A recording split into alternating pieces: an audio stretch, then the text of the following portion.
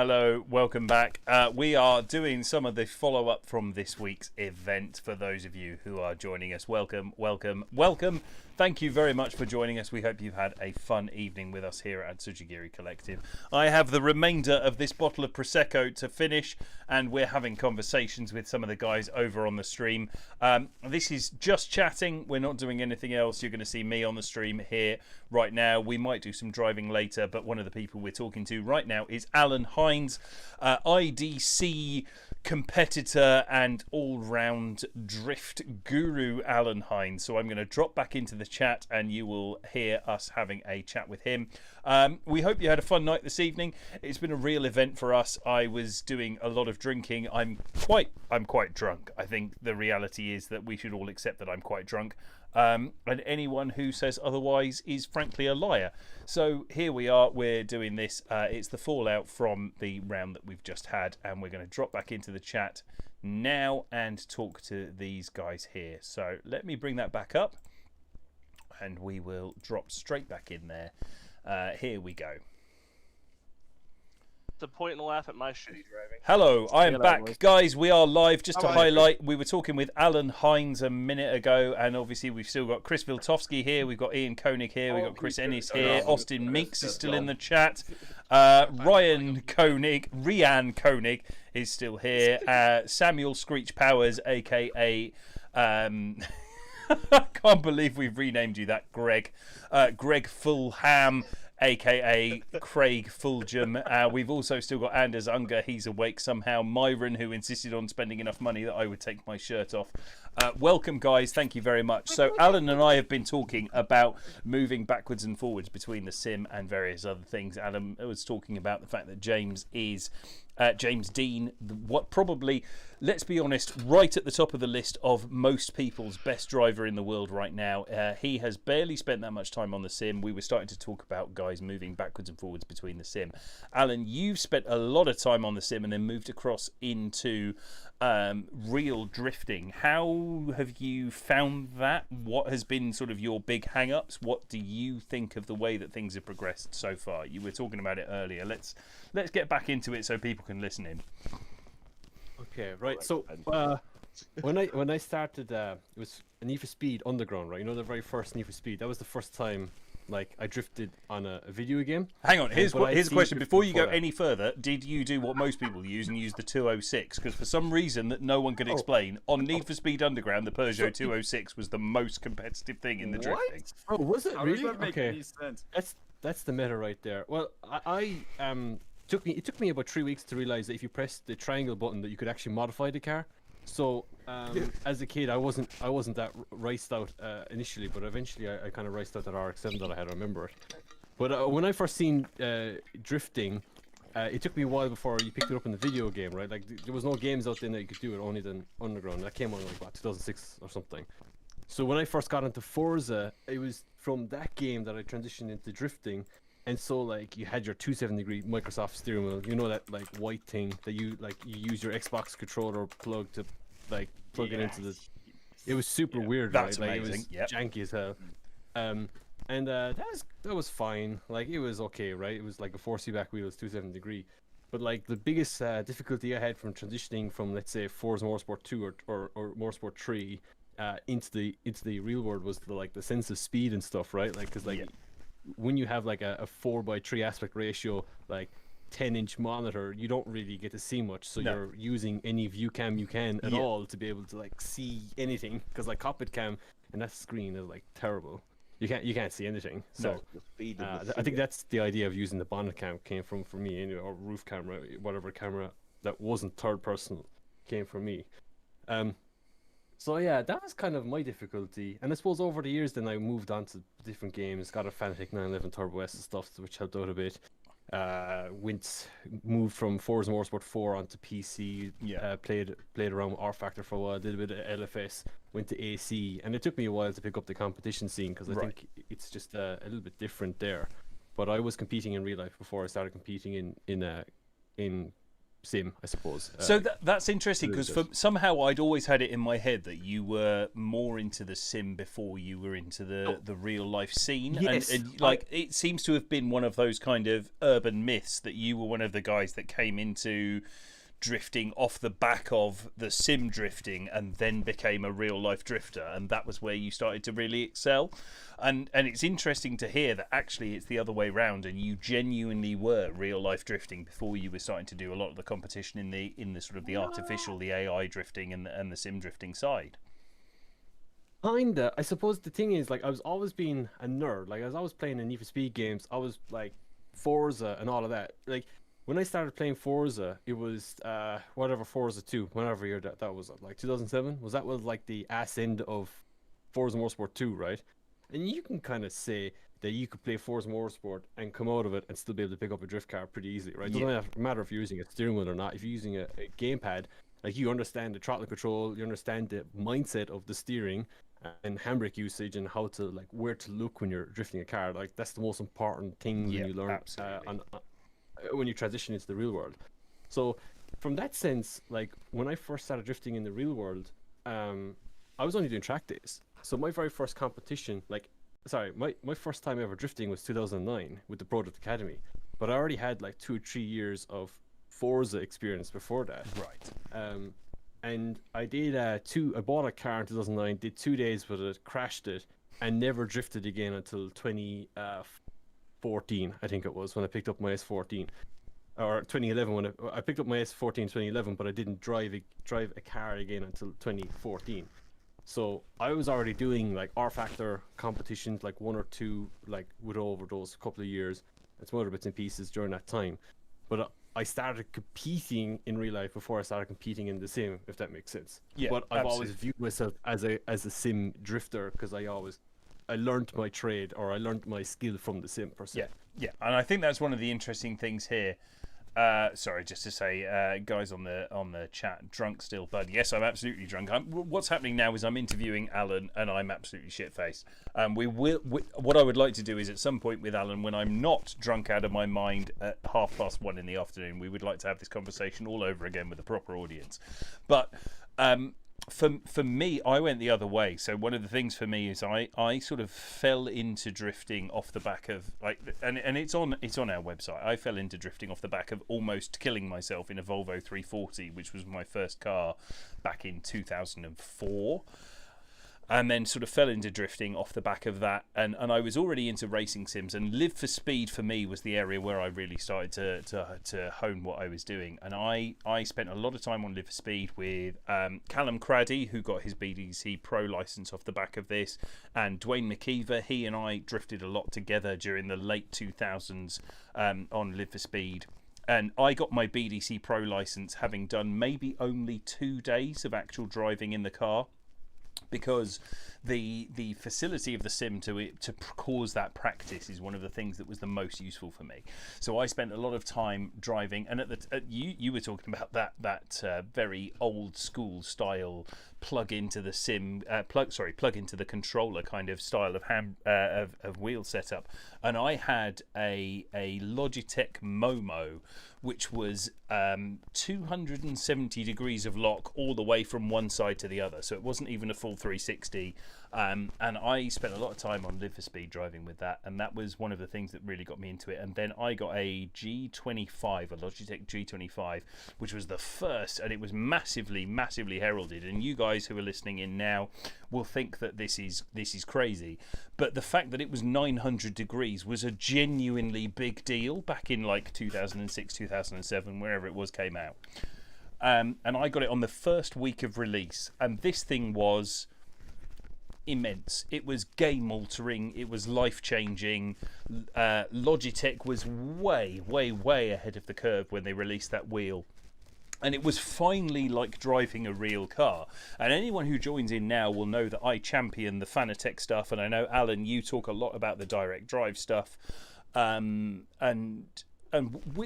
we might have different opinions on what's currently top of the tree depending on I mean, who we're supposedly backed by, but the reality is that the modern stuff is so far advanced compared to the G25 that to say to people, you don't understand the G25 was the best thing you could possibly lay your hands on in its day blows people's minds. But it really, really was, because you were able to finally feel like the car had the full range of lock, and you were able to feel like you were actually doing those transitions, and you were getting the most out of the car, and it felt interactive, and it felt real, and it felt like actually driving the car.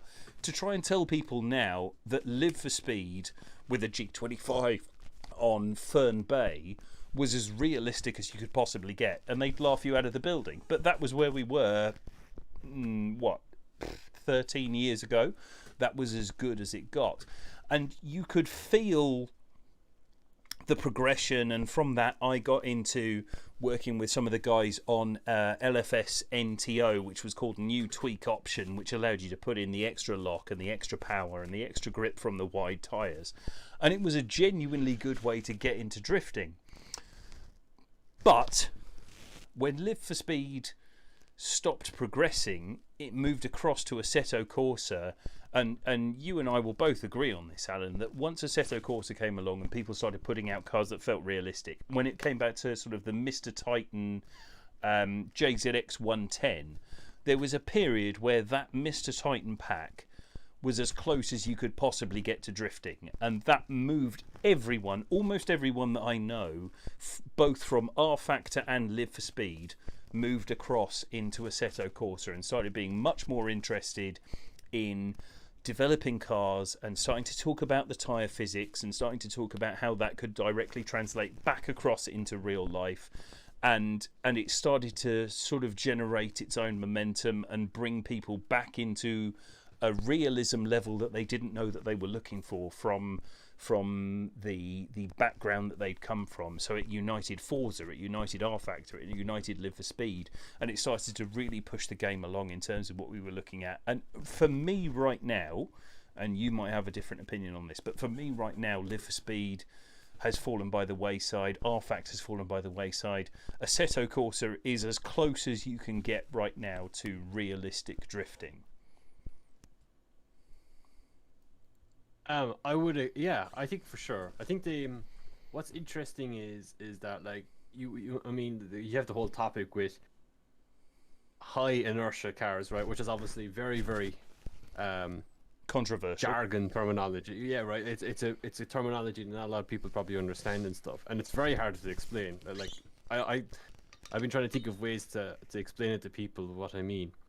But I think when it comes to Assetto, like as a base level, regardless of what mod you use, whether if it's that mod with the three guys that sit on top of each other that screams around like it makes really weird noises, or if it's the Amazon box or whatever, it's 80% dare to real life, right? Like that's just how the Kunos Assetto Corsa engine works. That's just my opinion.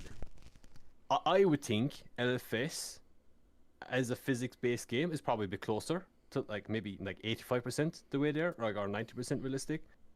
Just based off the fact that you literally hop onto the game, you do like a couple of different things, and your force feedback is like amazing. Good. Okay, yeah, it's really good. Very good, and you got the tire flex and everything. While it might not be a great tire model for drifting, right? Because obviously it overheats like hell. The feeling of the tire and stuff, it's way more connected that way, and I think that's why LFS is a little bit closer. That's just because it has a better, in air quotes, tire model, right? But Assetto, I think, like I said, I think it's 80% there. Doesn't matter what mod you use, and it'll always. That's just the beauty of the mod, or the beauty of the game. That like it doesn't really matter what mod you use. You're always getting a really decent experience to what a real car would drive like. But I think it depends as well on what that person is looking for too, in terms of realism, in the sense that, like, for example, you can drive a. I don't like naming out mods, right? Because obviously it does kind of sound like as if I'm picking on them, but that's not my intention whatsoever. Basically what I'm trying to say is we use like Slide Boys or Tiny Buddies as a reference. Yeah. And people who use them, like for me personally, I can't drive them. Like I can drift them, but it's nowhere near what I think a real car should handle. And I think that's based off my equipment, and it's based off what I like to do as a driver, right? And so if those were the cars that I had to use all the time on a setup, I wouldn't be playing it because it's not that engaging to me. It's not that entertaining. So that's why I drive like the more, I suppose, characteristic style cars. That's how I kind of classify them, like the VDC stuff, which every car you drive has its own piece of character, right? If you hop in the RX-7, that motherfucker is a bitch to drive. It doesn't drive anything like the Mark II. You know what I'm saying? Like, you can't copy and paste the setup across the cars because it just doesn't work that way. Your mindset of how the car should handle is the same. Like, your purpose is to get it to handle the same as the RX-7, as the Mark II. But your approach to get there with car setup is completely different, and your driving ability to get to that point. And I think that's one of the things that's crucial here is you have to accept that the reality is that you could probably get a baseline setup for every single car in real life, as long as it was either high trail or low trail, because they are different. You could create a baseline setup which you put onto every single drift car in the universe, and it would handle acceptably. But then you'd have to spend a lot of time developing something that felt really, really good and actually develop the correct amount of traction and the correct amount of side bite and everything else. And that would be specific to each individual car in real life, and actually coming into things like the VDC series and seeing how those are different and seeing how the progress is needed in terms of developing that kind of setup is different from each car to car, is a realistic representation of what you would need to do in real life, and that requires you to take a different approach. You can't just say, right, this is a blanket acceptance, which you can do with some of the mods, and that is something that's crucial here. I think that there are some mods that are available for Assetto Corsa that dumb it down almost to the point of the Forza level kind of stuff that allows people to just get involved and have a great time. And that is part, like, if you said it to me, like, you know, going back maybe, I don't know, a year or two ago, about those mods that you're talking about, I was like, fuck those, they are bad, don't use them. But now I think you kind of have to have an open mind. That if we want to get people into the scene, dude, start off with that. Get into the game, get used to it, get used to the UI, get used to how a car feels. Yeah, the transitions are a bit numb, the tires are a bit numb, the feeling of the car is a bit lackluster. But at least you're getting into it, and we're getting more people into this sport, or you're getting more people into the game. We're getting, you know, it's. I think that's the important part of it. And at a base value, like I said, the Kunos engine is 80% realistic. Okay, it's a very ballpark figure. It could be 90%. Look, there's no point in putting a specific term on it, but that's just my opinion. And that's what those mods are at. It doesn't matter what you use. That's what you're kind of getting feeling. Wise. I don't know what I'm trying to say, but the words are kind of losing in my head right now. Yeah, I mean, it's 3:30 in the morning in the UK, or 2:30 in the morning in the UK. So and Southern Ireland. So well, the Republic of Ireland. I do apologise. I know that's going to have offended some people. The Republic of Ireland. But yeah, it's 2:30 in the morning. So the fact that you're still willing to have this conversation with me is excellent. But I totally get what you're saying. One of the things here is, I think we as sort of champions of realism, which I guess is what would be the most appropriate term here, have to decide whether we want to champion the sport as a whole. In fact, trying to get people into drifting, whether it be real or virtual, or what we want specifically to draw people to, whether the reality is that we're saying that drifting as a sport is worthy of these people's time, and as such they need to come through the ranks with that, or whether we want to say that the realism of drifting is the hardcore sort of centre of this kind of conversation. And for me, whilst I will say always that my personal belief is that Tando Buddies is unrealistic, if it gets people into drifting and they say, do you know what, this is a fun sport, I enjoy spending the time doing it, I enjoy the how and the where and the what with all of trying to get onto people's doors, and I can see the challenge of it, and they then start to explore what they want to do from there, then for me Tando Buddies is a good thing, and the other packs are a good thing. ADC, which is the Australian Drift Challenge or Championship, whatever they're calling themselves this year, they basically are Tando Buddies physics with a different tyre model. You know, they're easy to drive cars. You can have a great time driving them. Whatever they're doing, that's a good thing for me. if it brings people into the sport and then they say, right, I feel like I can have this twin battle and I feel like I can chase this guy and I can get onto doors and I can do this, and I understand that drifting itself is fun and I want to move on to something that's more challenging and more realistic, then that is fine. I don't have a problem with that. If people are getting stuck at that stage and then are saying, well, I don't enjoy moving on to things that are more of a challenge, that feel more realistic, then that becomes a problem, because what we've done there is we've created a game element that has no basis in reality, because realistically, those, like, much as I'm saying I respect the Tando Buddies stuff, and those guys have created a great thing, the simple reality is that some of their cars have transit van levels of inertia or fire engine levels of it may as well be something out of the Leyland DAF factory in terms of what the length of the inertia of the car is. So it's never going to be as difficult to handle as a real drift car. If they are where people are getting stuck, then that's a problem, because it holds back the sport and it holds back the individual development of people. And whilst it may be fun, at that end of the spectrum, it is just a game. But if it draws people in and then they want to progress and they want to have fun and they want to get into things and they want to become more seriously involved and they want to see something that's more realistic, then start in Tando Buddies, move on. We've got a street pack coming soon that I personally feel, and what we're seeing from our Patreons, is very realistic in terms of how people are then engaging with things. If it's a gateway drug, if Tando Buddies is the marijuana of our hardcore, the VDC being crack cocaine drifting, then I have no problem with people getting involved in that kind of... I mean, that's a terrible metaphor, but if that's what's drawing people in and they're moving on, then that's a good thing. But if it's where people are getting stuck, then that's a different kind of conversation, because it detracts from the realism.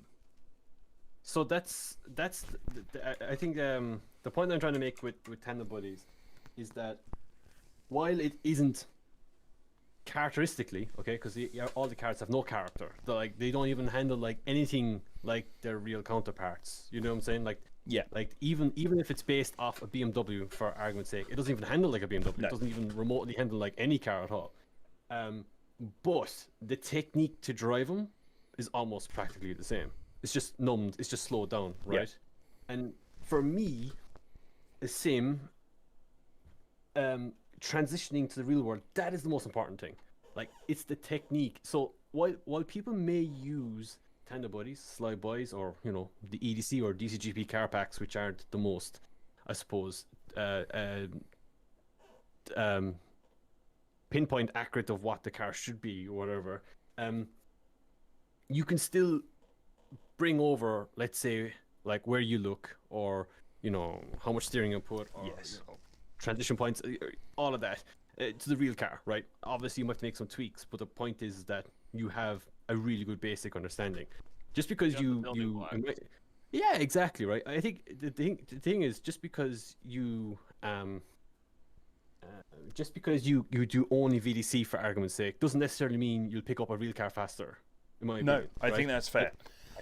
Yeah, and I think that's my point when I say to people, it's like, when you're playing on the same, pick something that you want to use, and eventually, like I know real life drivers, okay, I won't say who they are, but they were like solely like ADC and Tandem Buddies only. They're like, oh dude, they're so realistic, they're so much easier to drive than like VDC or WDTS or whatever. No joke, after 4 months they got bored of those cars and they moved on, because they realized, hang on a second, I've got used to the game, like we kind of talked about earlier.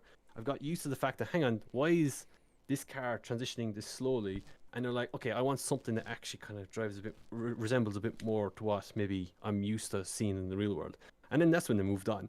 And like, you're going to have some people that are just happy to stay with the Tandem Buddies, which in reality is more realistic than Forza or Gran Turismo, simply because of the Kunos engine that, provides the proper force feedback feeling. Let's be honest, the force feedback is excellent, and once you get a good tyre model, it's very realistic. That ability to lean on the side bite is something that you don't get from Forza or Gran Turismo or any of the other games. the ability to You're not gonna generate remind something me that you about can that. actually lean on is unique to Assetto Corsa, and I totally accept that. One of the guys in the comments that's just watching at the moment, to hell with you, is saying, like we talked about a few days ago, it depends on your equipment, and I think that's a really crucial point here, because one of the things that we get a lot of guys saying is that, and it's I don't want to diss on this wheel, but the reality is that the G Series wheels and also the T300 to a greater or lesser extent don't have that high speed of rotation, and they don't have that high speed fidelity and various other things. So it's potential that drives. Sorry, go on, Alan. I was just going to say, I think direct drives are actually overkill in a sense. My steering wheel spins way faster than what my real car does. It's actually borderline unrealistic. Like, the VDC cars are quite snappy initially, and if that is truly realistic, I'm not really. It's borderline, right? And I don't know why that is the case. I don't know. Maybe there's like some sort of discovery that needs to be figured out. Maybe the using the pure raw data, or maybe the data that's being used isn't 100% accurate. Or maybe it's just a problem with the Kuna's engine, right? Maybe we have to make some, like, I suppose, feeling-based changes to kind of maybe resemble a little bit more to what the car should handle. But I can make an S chassis snap like as if it's I don't know, like a shopping trolley. It's ridiculous with a direct drive. Like, it doesn't even matter what I try and do, but I can make it transition at an unbelievable amount of speed, and that's only with a 10 Newton meter direct drive. Like, imagine if you, I mean, at the end of the day, you're not using the 10 Newton meters. It doesn't matter if you have a 25 Newton meter steering wheel. You're not using 25 Newton meters. You're probably only using 7 or 8. But I'm pretty sure a real life car is only like 6 to maybe 8 Newton meters of steering force, right? Depending on whether it's got, power steering, or whether it's like an 86 from the 80s that's got, everything direct, whatever. I think there is obviously a lot of leeway there, but I'm almost certain that's kind of where it kind of lies, right? So I kind of I've kind of find that I think with the same, I think the T300 is perfectly fine. I think the T300 is maybe a little bit underpowered in some situations, but I think anything over like maybe 7 Newton meters is a bit overpowered. Like, I think the Thrustmaster TSPC might be actually, in air quotes, the most realistic, or the CSL, let's say, or that's CSW it. That's for me the most realistic middle ground of actually this is truly what a car should transition speed at. That's Direct Drive Plus is probably really overkill, and you can do some ridiculous stuff with the right setup and data set up cars. Like, if you had something that was generally quite snappy with high amount of caster, you could probably do some ridiculous transitions and initiations if you had the right pilot behind the wheel. Absolutely. So, and I think this is one of the reasons why, for me right now, when people come onto our chat or onto the Facebook or wherever they ask the question, and we've had it through the questions on the website or anything else, when people ask me what is currently the most realistic wheel in terms of force feedback and in terms of driving style, for me, I keep coming back to the CSL Elite from Fanatec and the TS XW/PC/TGT from Thrustmaster, because for the money, the reality level is that they are probably spinning fast enough to feel like a real air quotes real drift car. And I think that I spent a lot of time setting up people's direct drive wheels over the course of last year during the pandemic. One of the things that I was doing for work there was doing sort of setup and development of people's sim setups over the course of that last year, and we had a few guys that ran direct drive wheels, DD2s from Fanatec, and it never got more realistic necessarily than the CSL. I think if I were racing as well, and I do a bit of racing as well, I think the CSL is underpowered for the force feedback that you get if you're trying to push to an apex and you're trying to really have that front end bite that you need from a direct drive wheel. And I know you're on a direct drive wheel and it feels fantastic. But for me, if you're not doing racing, you don't need that immediate minutia of that tiny little bit of force feedback that tells you you're right on the absolute limit. So on the CSL Elite and on the TSXW, you can do a clutch kick transition from full lock to full lock at high speed, and it's fast enough to rotate from full lock to full lock like a real car would. But it's not got so much force feedback that it's going to snap off your fingers, and it's not going to start to cause you, problems. This is why I think the 2.5 is kind of the best, because it's right in the middle ground as far as that goes. And the 2.5 is great, but for me personally, and I know you've got something to say, Alan. I'm sorry, I will cut back across to you in a second. But for me personally, the reason the CSL, and I'm genuinely concerned about the CSL DD not being as good as the current CSL Elite, is because the CSL has that 1080 degrees of rotation, so it feels more like a real wheel in terms of just pure drifting than the 2.5, and the 2.5 is definitely the better reel if you're also doing racing. But it's with that in mind is what I meant. Like, yeah, if you're doing and racing that's the and thing. Drifting, then the 2.5 makes a whole lot of sense. The 2.5 is a great wheel, but the CSL Elite has the balance of being fast enough to do that lock-to-lock transition, because it's only single motor, so the dual motor doesn't have to do the synchronization, and also it's 1080, so it feels more like for example, just an S body without a quick rack. It does lock-to-lock. Now I know, Alan, you're on a direct drive now. Which direct drive are you actually on? That's the Simagic M10. You're on a Simagic, yeah. Mm-hmm. So my back to the DD2, those wheels, and I don't want to diss Fanatec, right? Because they don't sponsor me, so I don't want to tell them that they're I've been shit. hoping to work with them in the future with some stuff, right? But Their all I'm handbrakes going to suck. say is that it's probably one of the most their products are probably the most difficult to set up. Like, there is so many settings. Interesting. They are so difficult. I set up a DD2. It was my first time ever using one for a guy recently, and I've set up a CSL and a CSW as well when I was in Oman a couple of years ago. And I with the Simagic, I did 2 settings, and I had it done in 10 minutes, and that's what I've been using since I set it up. Interesting. Since December. Okay. Two settings, and that's all I've changed. And I literally made those 2 changes within a couple of hours. Did the Moscow drift competition in December, and qualified first with the first outing with the steering wheel, with only maybe 5 or 6 hours or less, whatever, on the steering wheel. With the DD2, I think I spent like an hour and a half trying to set the thing up, and it's still not where I was happy with. There's still a weird damper, like a feeling of the spring, and I was like, there's so many stuff here, right? There's so many different combinations, because the proper way to set up stuff, right, is to make a little tweak, try it out. Okay, actually that feels better. Now you move on to something else and tweak that, see if you can improve it. Yeah. And it was like, it was just overkill. So I literally went on to some guy's Twitch channel who had his settings up. I'll give him a shout out. What's his name?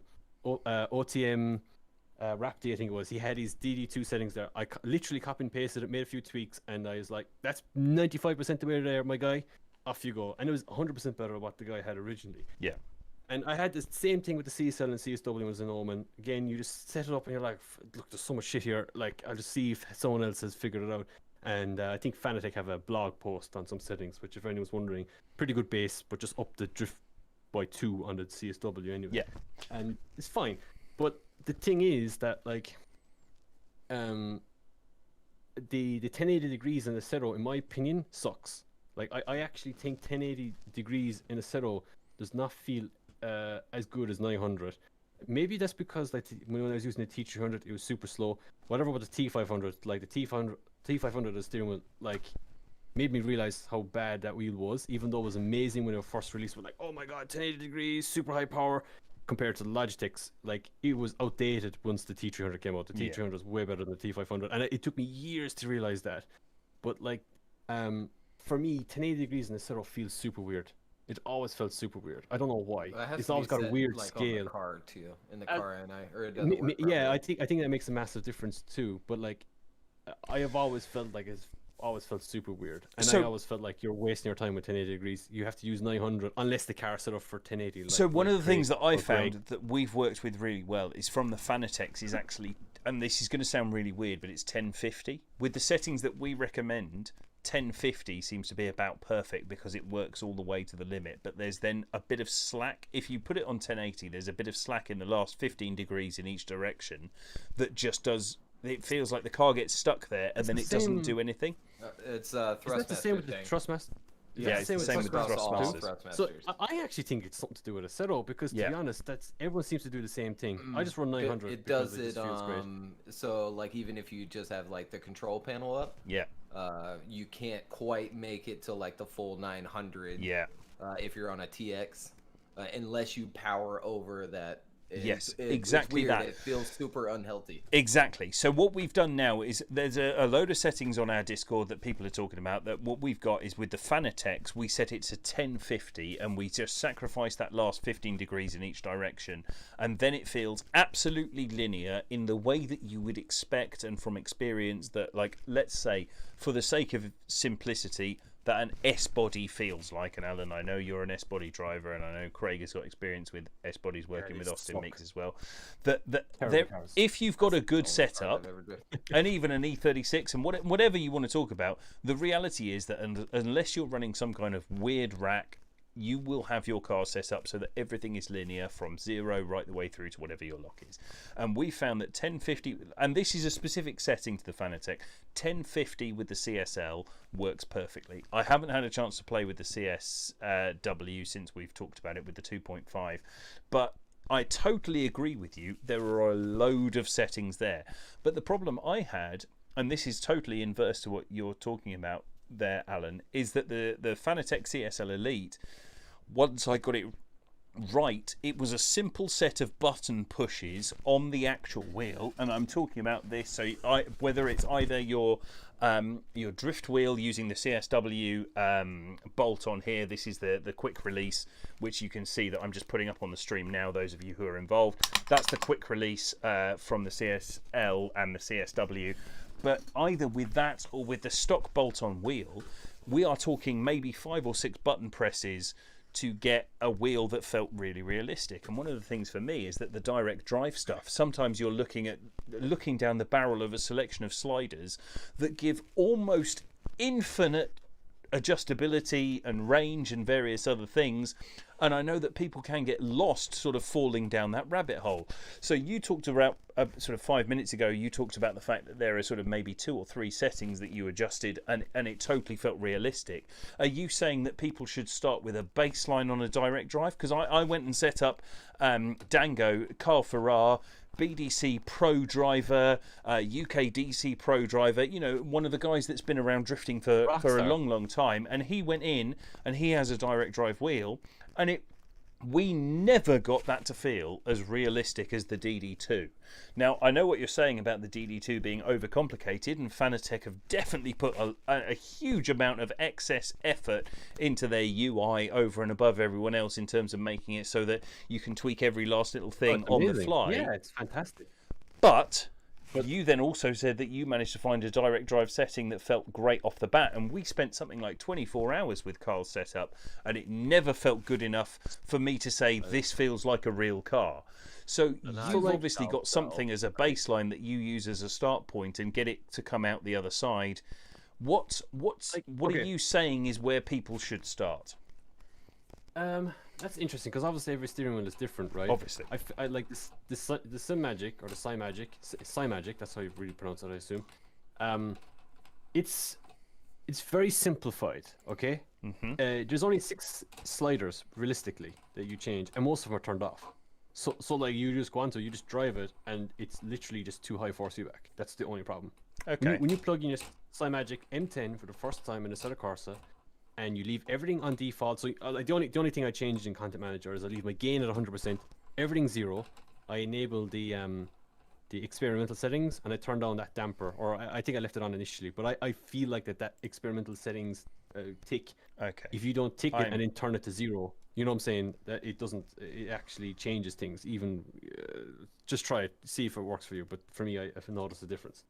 Right, just so you guys can see, I'm just going to put it on desktop capture, and we're going to have a look at what that means for what Alan was saying.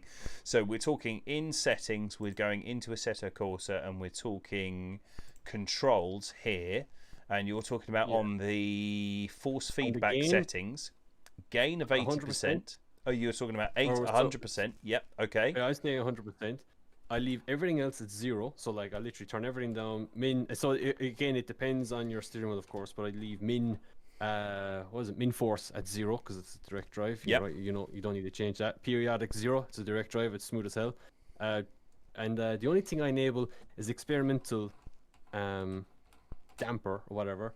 And again, it depends if I need it on or not, because if it's too light, you might need to have a damper on it to get a bit of weight into the wheel. If it's fine, then I just turn it off completely if I want to have the free spinning, quicker, I suppose, feeling of the steering. And that's all I literally change, and everything else then is in the profiler that comes with the steering wheel. And I literally set those content manager settings or AC settings on literally every steering wheel. Like my Thrustmaster is the same, other than the min force, because you need that with the belt wheels.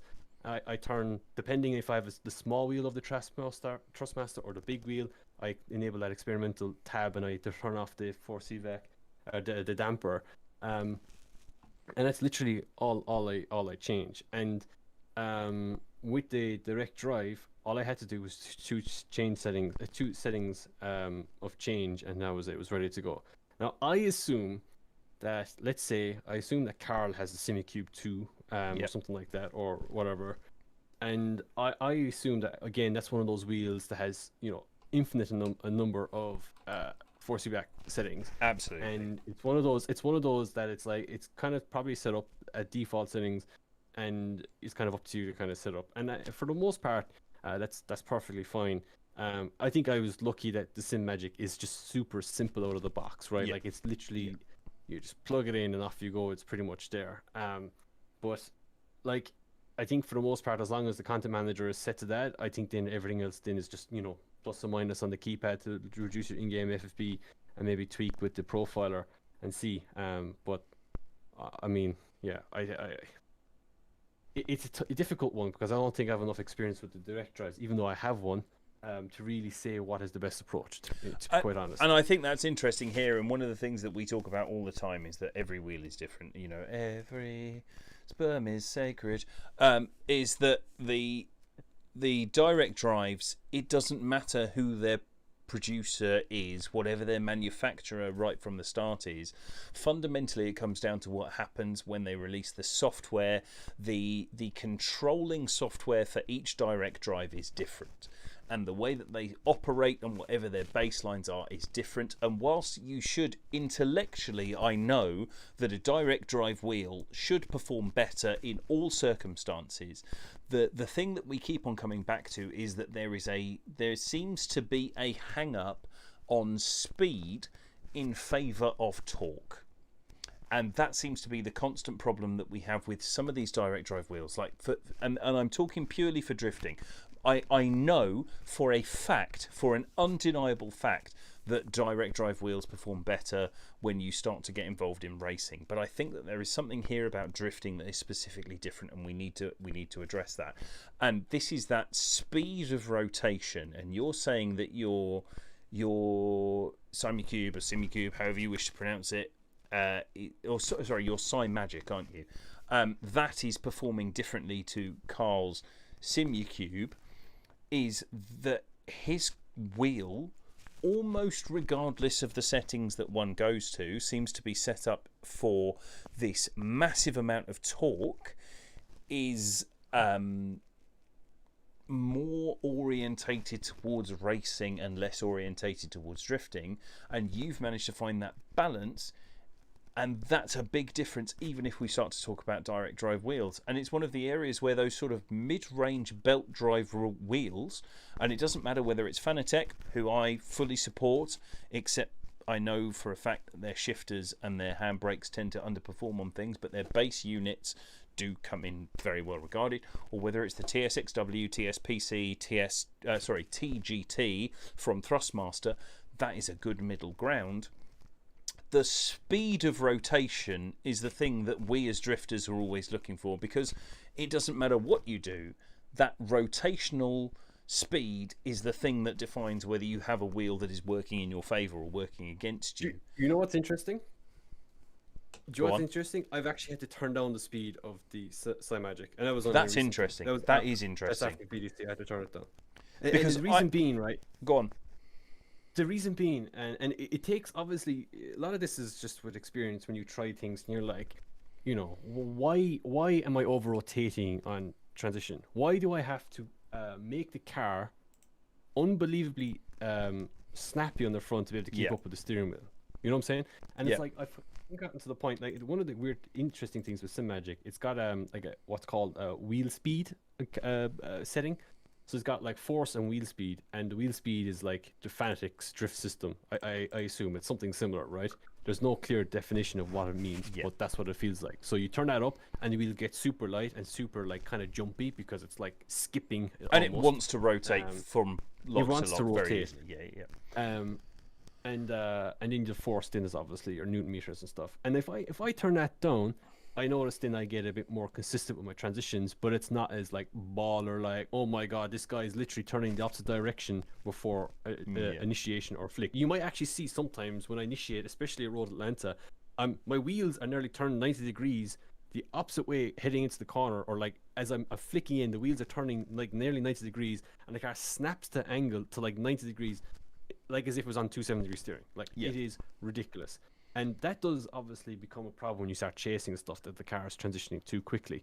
And you only really figure that out when you actually in competition, right? That's the only time it really matters. Yeah. But other than that, for the most part, like if you're just doing normal drifting stuff, it's perfectly fine. One of the really cool things with direct drives, and I assume this is going to be the case with the CSL DD wheel when they release it, is that you've practically infinite rotation. You can set that guy to like 1600 degrees. Like, so you could drive it like a truck on a Cero if you want, right? And I assume that's going to be a feature that's going to be enabled with the CSL DD wheel. So no longer are you limited to 1080 or 1050 degrees that you speak of. And so that's kind of one of the cool things that I think as well. If someone wants to realistically drive an S chassis, I think an S chassis steering rack is like maybe 1200 degrees steering. Yeah, something in that ballpark. Right? It's 12, and I think if you put YSFAB, something like that. Yeah. If you put like a YSFAB kit in the front of your car, it's around like 1,000 or maybe like 900. I'm pretty sure that's the YSFAB kind of shortens the steer ratio a bit. So yeah, you can replicate a real car steer rotation if you want.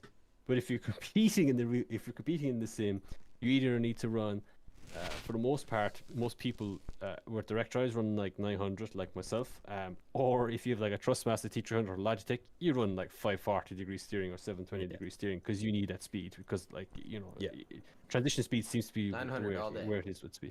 Yeah, unless you're just Craig's in the background just going 900 for the win. I've got so many wins. You all need to represent with the 900. Unless you're my Project Academy teammate Reese Tatterson, who runs 900 on a T300 and still transitions as fast as me as a direct drive. Maybe it's the car.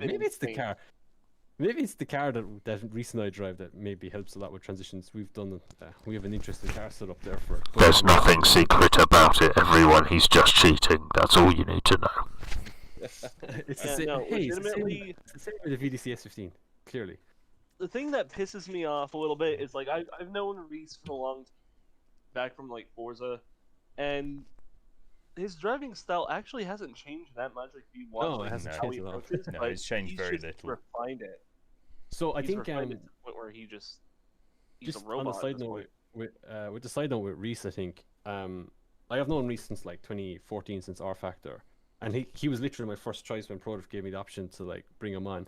And like he completely excelled what we had expected. It was like I had known he'd won events previously. I'd known he's done really good. He's beaten me plenty of times before, but I don't think he's just ever put enough time into it. And I think when you work together as a team, you really excel in things like you just figure out stuff way faster. I learned so much this last season just based bouncing ideas off him and trying it. I think that's a great point. I think that's one of the things that really needs to be emphasised from this particular chat, and it just to put a highlight on something, Alan, it's great having this chat with you. I would like to do this properly again in the future because it's 3 a.m. and people aren't going to be watching this. I'd like to have a conversation similar to this with you in the future, but just to highlight it for the guys who are watching, if you've got someone who is as good as you or better, and who is doing the same kind of style of driving as you or better, and you are able to say to them, look, would you like to team up, and they're willing to do it, you will improve immeasurably as a driver if you've got someone who has got either a totally different approach or a more developed version of your own approach. There is always someone out there who can make you a better driver. It doesn't matter who they are. You know, one of the things that we saw that I think was most interesting whenever we look back and say, oh, you know, James and Piotr went off to Formula D, one of the things that was most interesting is any time that they drove together, it was always, without question, without exception, the battle of the night, because they always pushed each other harder than anyone was able to push them themselves. And that is something that you guys out there, if you're just getting into drifting and you've just got a handle on this, or if you're very, very good, if you're Craig and you've got an amazing teammate and whatever, you know, it doesn't matter who you are, find the guy that you look at and say, this is someone that I respect, this is someone that I want to drive with, and you make them your teammate. And you guys go, and it doesn't matter what anyone else does, if you guys go and practice and you guys get the chance to really drive together and develop as a team, you will find something in your setup or something in your driving style or something in your little bag of tricks that you need that wasn't there before. Driving with someone of that nature will push you on as a driver. And I know we've talked a lot about wheel settings, but let's move on from that for a second. Technique is the big thing. Getting the most out of whatever your wheel can do and getting the most out of whatever you as a driver can do will always push you beyond what you were previously able to achieve. And I think one of the things that's been most interesting in this VD season that we've just witnessed is that actually, Alan, for me personally, it was your best season, and I attribute at least part of that to driving with Reese as your teammate. I would actually agree. I think there was a couple of different things that helped out a lot as well. I think there's I think there's a lot more to it than that. I think no, unquestionably there's a lot more to it than that. But you know, I think that he pushed you harder than anyone was going to push you, and because you guys are driven together so much. The confidence. Yeah, exactly. It gave me the confidence that that the car was working for someone else as well, right? And you always knew that if something wasn't right, like I trust Reese. So when we were working together on that car and we were making it work for each other, it was like one change that would be made and it was like working for him as well. He was like, oh dude, that's way better. And we go bouncing back forward and we made some car setup changes that I never thought of doing or that I tried before. And then he would say, oh, what if you did this? And we tried it and it made a massive difference as well. Yeah. And I'm not saying that the car setup was all the change. I mean, the direct drive wheel, I'm going to say it helped a lot as well. Like my consistency definitely increased because of the fact that now my transitions, I could now transition at the way that I wanted to, and the wheel would actually keep up. In fact, it was probably speeding it up, which is probably why for the first half of the season, for the most of the season, the transitions were freaking ridiculous. Yeah. And that was because of the direct drive was now pushing the car and forcing it into changing direction quicker, which helped a lot in qualifying. And the thing is, like, VDC has changed quite a bit. I mean, when I first won the VDC championship in 2019, dude, I was like driving with minimal angle everywhere because that was the way to win back then. Like, as much as everyone hated it, hated to watch it, myself and Tikon loved it because it was like our little way of pulling an advantage out of it and getting a win. Yeah, okay? Holding that angle off, keeping the speed high, and keeping that consistency there. And the difference between me and Tikon that season was that I would try and fill the clipping points and he wouldn't fill it as much, but we would probably carry similar-ish angle, similar throttle modulation, similar kind of style of gearing and mindset of getting away, right? Yeah, absolutely. And then the next season, that changed dramatically and definitely evened out between lead and chase. And Tikon got hit hard with the start of the season with one particular call, but pulled it back by the end of the year. I kind of blame the fact that I wasn't there for the full season, and Connor wasn't there for the full season, so we made it a little bit easier for him. But regardless of that, he did a great year. He did a great job that year and qualified really well as well in the events. And then I did literally the same for the past season where I qualified a lot better. The direct drive was helping with the transitions, making it look ridiculous. And I literally just copy and pasted my lead runs. And I don't actually think I truly and utterly destroyed anyone or beat anyone in the chase position. I just did enough in the chase position. I never had to push myself because the lead was where I was confident in. And sometimes I kind of wonder, is that really right? You know, like we want to see baller chase runs, and people can chase me with these baller chase runs because I'm doing possibly the slowest lead run all day because I'm carrying monumental amount of angle. And it's the same issue I have. Everyone gets on my door real easily, and they're able to. The chase always looks good because I'm yes, yeah. exactly. But one of the things I just want to highlight is as a judge and as a commentator across both real life things and as you know, virtual side of things, and one of the things I just want to highlight for people is it is almost impossible if you are up against someone similar to win a battle from the chase position, but it is very easy to lose a battle from the chase position.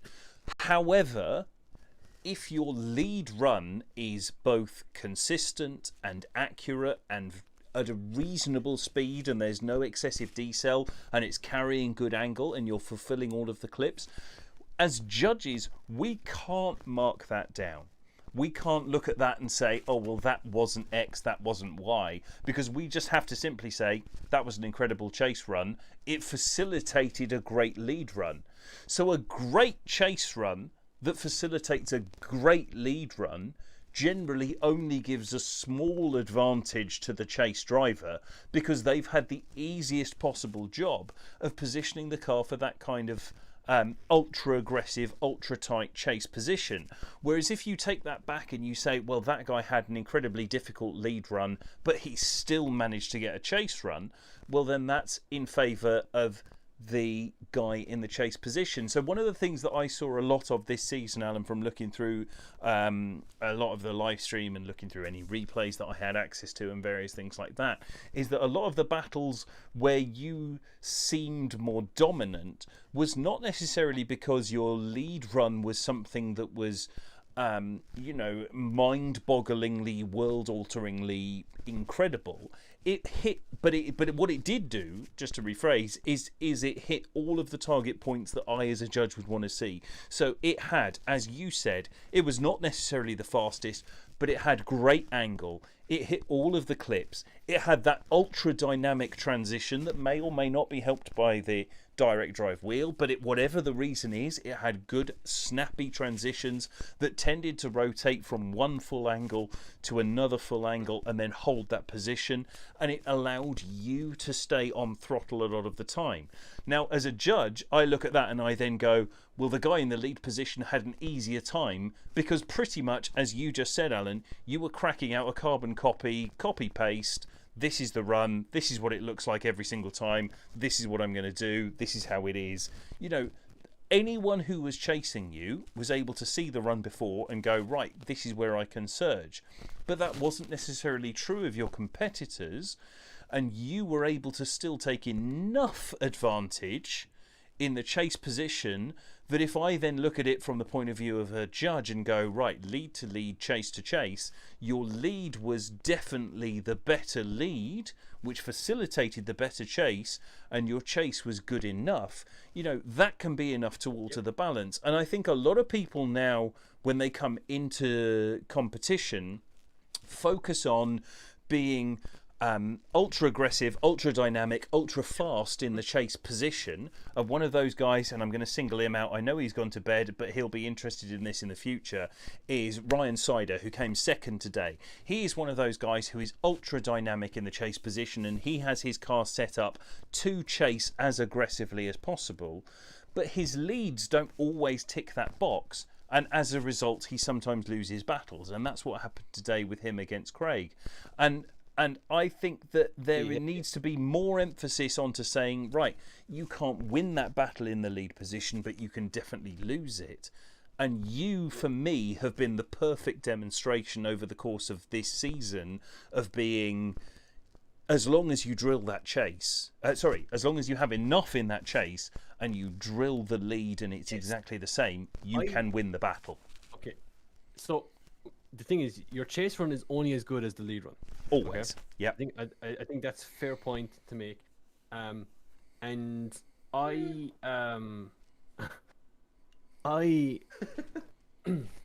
I don't have to see if I do that awesome lead run, which is I see you mentioned. Okay, so one of the things I kind of want to point out is that you mentioned about the fact that the angle to angle transition and always using throttle. Like you can only use that amount of throttle when you're carrying that amount of angle. Absolutely. Right? So like, it's literally like a ball effect. You know, if you do one thing correct, then you could do another thing way easier, which allows you to do another thing a lot easier. Yeah. And like it's realizing what to do allows you to unlock the next part, right? You know what I'm saying? Like, you know, if you carry the angle, you can then carry a lot of gas because you have the you know, the rotation to maintain it. You got the you know, that throttle, because like at the end of the day, like, you know, one of the things that helps a lot with your commitment score, or as I like to call it, impact, is throttle, right? People think that, you know, it's the noise of a car doesn't make a difference. At the end of the day, they're judges, they're human. You know, if something sounds super loud or like really aggressive, it sounds like as if you're carrying more commitment. It's all that kind of like placebo effect, I suppose, or pretending that you're doing something that you might not actually be doing. You know what I'm saying? You sound like you're going faster when the car is super loud, or absolutely, something like that, which helps the judge. And just to interrupt you for a second there, one of the things that we have previously gone back and looked at, and those of you who have been watching our stream a lot, just to highlight something that Alan's saying there, we have specifically gone back and looked at throttle replays with the throttle trace up, and if someone has been more committed on the throttle, that has given them an advantage. So it's not even necessarily just a placebo. If you are able to maintain that run and keep it at full throttle, then generally speaking, that would be potentially, absolutely potentially, a defining line between the two battles. So sorry, Alan, I just wanted to interject that there. Yeah. No, and I think that's one of the interesting things. There's so many things that people don't realize that goes into a lead run. Like at the end of the day, we as drivers, our chase runs are generally chased. The chase run is generally ego fed, right? If you can do amazing chase run, you're like, oh, I got that guy, easy peasy. But dude, that's only like 20% of the path. You have to think about, can you do the same for the other guy when you're leading and stuff? Yeah. And I think, like I say to people so many times, they're always trying to find speed in their car, speed. I was like, dude, what's the point in finding speed in your car if you can't do, you know, 5 or 6, or if 9 of your 10 runs are freaking like 80-point runs? You need to be setting 90-point runs, dude. This is like sim. Yeah. Like everyone on the same has the same car pretty much. We're all using the same data. We all have. There's no secret like Ackerman settings, or there's no secret like, you know, anti-squad or anything like that. We're literally using the VDC stuff that's pretty much given to us, and we can make a few tweaks to it if we want. But generally, it's pretty much on the ballpark where it would be with the top level car like James Dean's S14, for example, or S14s or BMW. And so there is no advantage to be gained there. We're all on the same tire. So the only advantage that we have as drivers is the car setup that we've done for that track, our driver skill, and the equipment. The equipment is not as important as the other two items, in my opinion. It does make a difference, I suppose, when it's within 1% of driver ability. Like I do believe that I had the advantage over Tikon this year because of the direct drive just being a little bit more consistent than what he had. But then again, he was running 540 degree steering, so he was just able to keep his two hands on the steering wheel some of the times. But I do think when you look at competition aspect of Assetto, there is so many things that come into play that it's literally experience, and it's literally understanding of what the judges want. Like next season, VDC might come back to being all about the chase run again, and if that's the case, well then I'll just unlock the other door that allows me to run super low angle everywhere and throttle management. And if that's what I have to do to win an event, that's what I'm going to do and figure out. Like I'm literally, when I watch those events, I'm literally trying to figure out what the judges are doing, and it goes back to like last season of 2020 when Tikon won it. When Tikon got knocked out in that first event, and he was running maybe his older style of driving from 2019, that was the switch for me. It was like, right, that's it, full angle everywhere. Let's try and win this base off of doing the most baller lead. And that just escalated into this season when we just took it a step further by, just finding consistency. And that's just where I feel the most important part. I don't want it to go to the point of where it's literally 100% the lead run, because I do think that loses the element of drifting, where if people are just able to do baller chase runs, but it's literally the difference of lead runs. If it goes too far at that level, it might lose its wowness of the sport if it gets too easy to chase people. I can understand that. And I think we're kind of nearly there where the wowness of Amazing Chase Run is starting to lose its element a small bit. And that's kind of a pity to say that a lead run is never appreciated as much as a good chase run, unfortunately. And it's all because of the fact that as people, we want to see close driving. And when you have a really good lead run, you see the really close driving and you're like, oh my God, that guy's an amazing chase driver. And so you think that guy's going to win. So when I just do my angle matching chase run that's not as close as his because I know my lead run's stronger than him, people get confused and stuff, and I can understand why that is the case.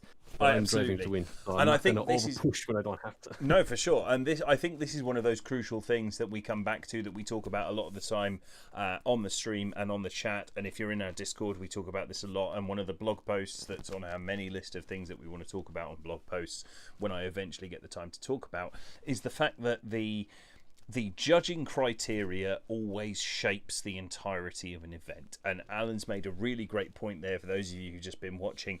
This is one of those things that's absolutely crucial, is we need to talk about the fact that whatever the judging criteria is, shapes the nature of the event. And this is one of the things that we try to sort of jam home for the guys who are competing this evening, is that we specifically as judges want to see a certain line in order to see a better battle.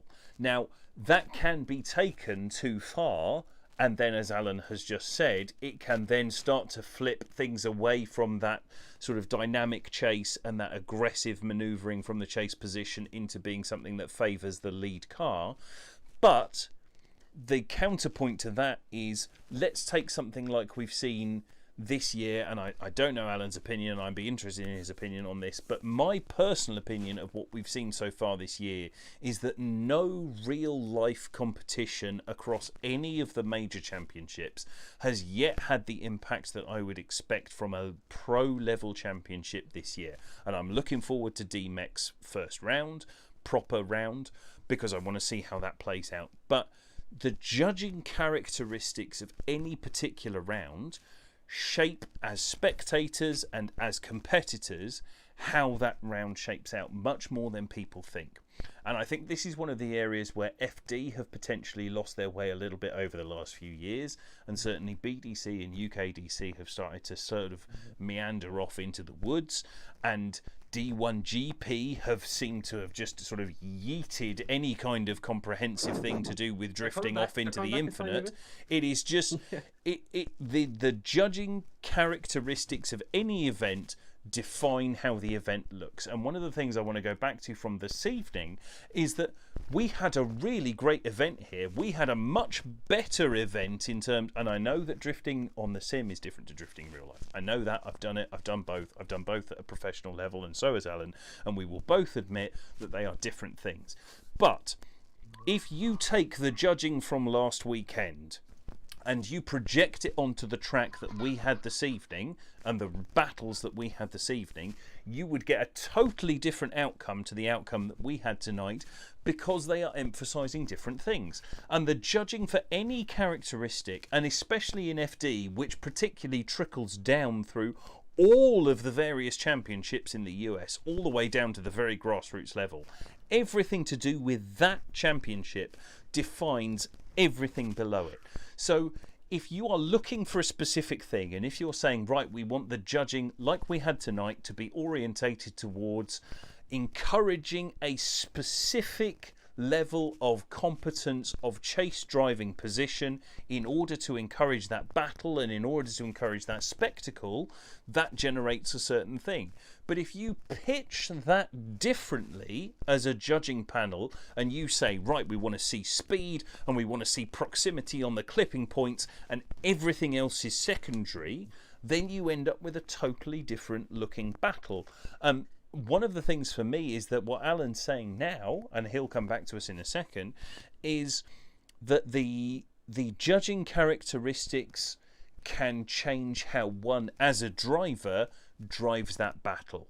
Now, if it changes each individual driver along the tree, then it changes the way that the whole battle looks from a competitor's and from a spectator's point of view, and that totally transforms a championship. And I agree with you, Alan, when you've said that it could go the other way. I think right now, if we say that Chris is judging as the head judge for VDC, seems to be pretty much in the ballpark of trying to encourage a tighter lead run that then allows for a better chase. The balance is just about there right now, and I love Chris a lot. He's had a lot to do with how we've shaped things at Tsujigiri. You know, he's behind all the physics and various other things, and he and I have a good working relationship. He's a nice guy, love him dearly. There is always that possibility that it could start to tip across into the other direction, whereby you start favouring the lead line so heavily that it almost becomes boring. And I do get what you're saying there. What do you think? Do you think we're about there in the balance point in terms of general global drifting? Do you think there are certain championships that need to lean the other way? What's your opinion on where we are right now? Okay, I think the same drifting right now is borderline, especially with VDC, borderline lead a tiny bit. Okay. I think it's an okay balance towards the lead. There's been times where I felt like I should have probably not have won that battle, if that makes sense, just based off the aggression from the chase driver. There's a lot more to chase driving too, which I've learned only from the sim because of myself as a driver. I've only driven to one set of rules, and that's to do with the Irish-based rules, which was in the UK for a number of years. That has now changed due to the that particular judge, or my dad, should I say. My dad's a judge. I'm a very unique driver that in that sense, that the guy that helped me come into this world is a drift judge and has had many years of experience. And because of that, I've kind of shaped my driving style to suit what he wants as a judge.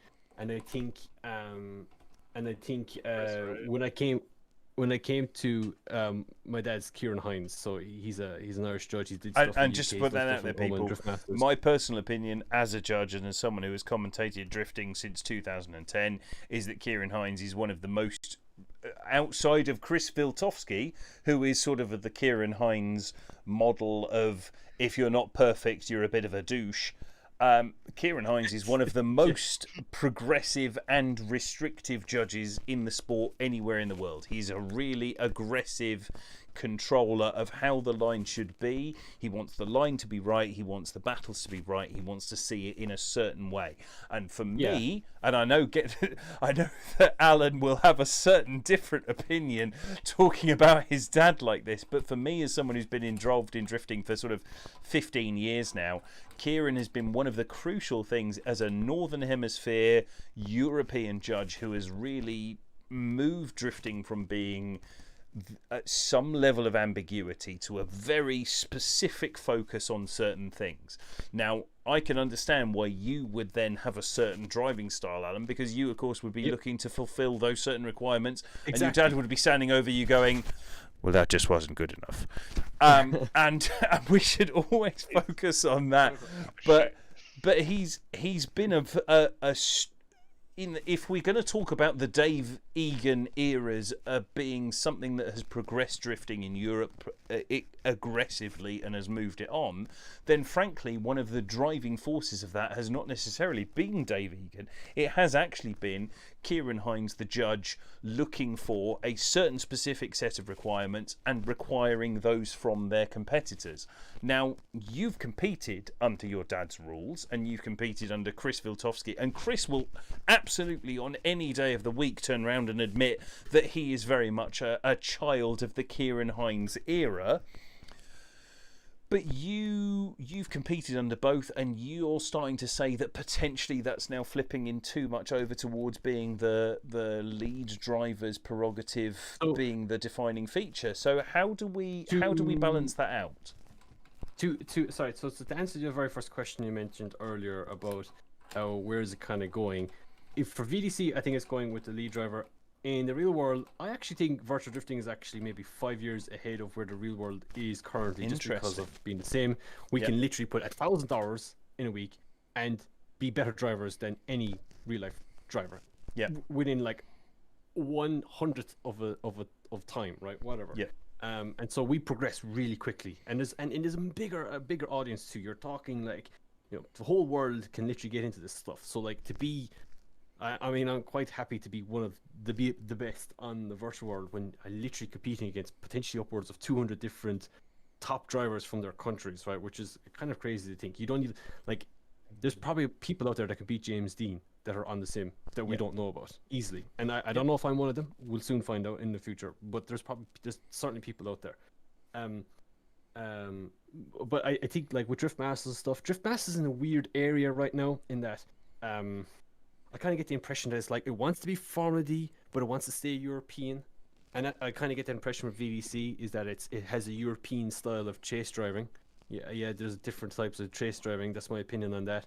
And what's interesting about Drift Masters is still very much about the chase driver. It seems like, excuse me, which is interesting, maybe because they're standing at the side of the track and judging. Maybe that's the reason why. RDS is very much about the aggression of the chase driver, the Russian series.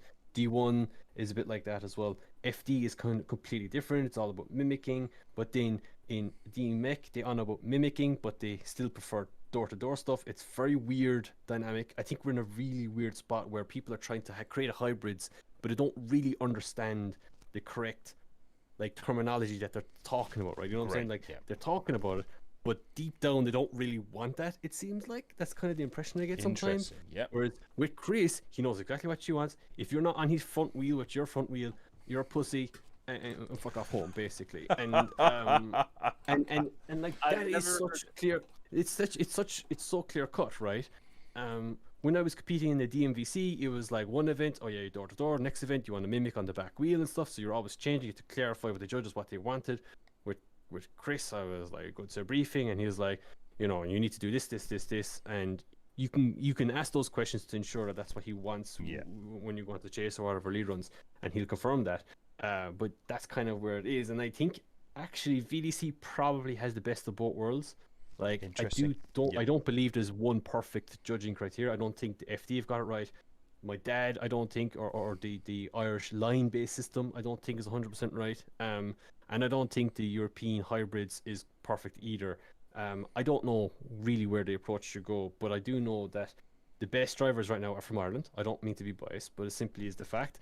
And I don't think it's the way that we drink our water. I don't think it's anything to do with the tracks that we have. I simply think it's because of the judging criteria that we've had over a number of years that allows us to concentrate on one item, which is line, which I do believe is the most important thing, which is the reason why I think VDC is very good right now, is because you know there's a strong emphasis on line. I don't think Formula D could pick that up because their tracks are not technical enough. Drift Masters is kind of going to that less technical style. The only track that maybe line could work on is maybe Riga, maybe some other stuff. RDS is in a weird spot right now as well because their tracks kind of a mixture of technical and not technical. In Ireland, they're super technical because, you know, the guy who uses the line-based system is the guy who designs the tracks, so he makes them super technical and super flowing so that if you get the initiation point right, you should be able to click them up no problem if you do the right techniques in between. UK is in a weird spot for some reason. They had the ingredients to develop drivers at a very quick rate, but they seem to kind of get confused, it seems like, and they're kind of doing new things, which I understand there's been lots of new judges that have been joining in with the UK scene recently, and they've been trying to put in their piece of, you know, their card into the piece saying, look, I made this change and stuff. And that's fine. There's some changes that have been, you know, quite decent and stuff, but there's some things as well. I beg the question, if you're changing judges every single year, that could be a very negative thing. Absolutely. And I could see UK going back a couple of years if they're not careful. I totally agree with that. I'm just going to read out a couple of things from the stream chat, Alan. So we'll loop back to all of this. So Craig is saying, I think a lot of how competitive it is has become from the sim. It literally comes down to small minor mistakes which typically happen more often in the lead position. And saying less proximity isn't really a mistake. Johan Garcia, I can say in my opinion something I've heard Alan say to me a while back, that there's basically two different kinds of judging where they want two disciplines for chase, as whether it's door-to-door proximity or if it's mimic without having to be close. People talking about wanting to jump in with you as your third on your team. Joshified wanting to be the third on your team so we can learn from you. Johan Garcia, VDC does have a bit of favoritism towards lead drivers and doesn't give them much credit towards drivers who are aggressive in the chase. Craig saying, of course, but again, it's easy to say a stabby chase. You can mark down actual mistakes, whether it's small angle adjustments or proximity adjustments. Even if they were overall closer, there are still those small, tiny mistakes.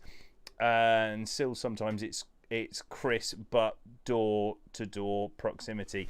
Look, this is one of those interesting things. For me right now, and I'll be interested in Alan's opinion on this. We'll ask it in a second. I'm going to ask this question directly to you, Alan, so have a quick think about what's being said.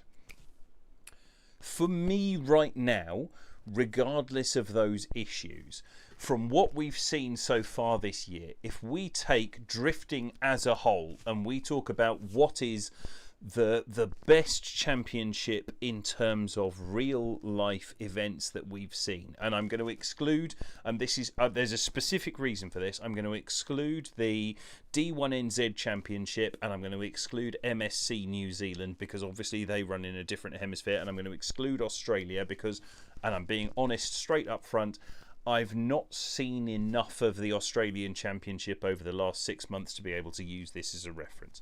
But for me, Northern Hemisphere drifting, and that includes Japan, the most rounded series in terms of encouraging that lead line and still bringing in the guys in the chase position as requirement to get that close proximity. The most rounded championship, and what I would consider to be sort of the apex championship at this moment, is DMEC, probably with Formula D Japan as the close second. Now, that's a damning indictment as far as we have got, in my opinion, and obviously I'm talking about my own opinion here, so of course I'm entitled to say in a quite grandiose fashion, well, my opinion is that this is balls, and as such we should immediately heap a load of disdain on it.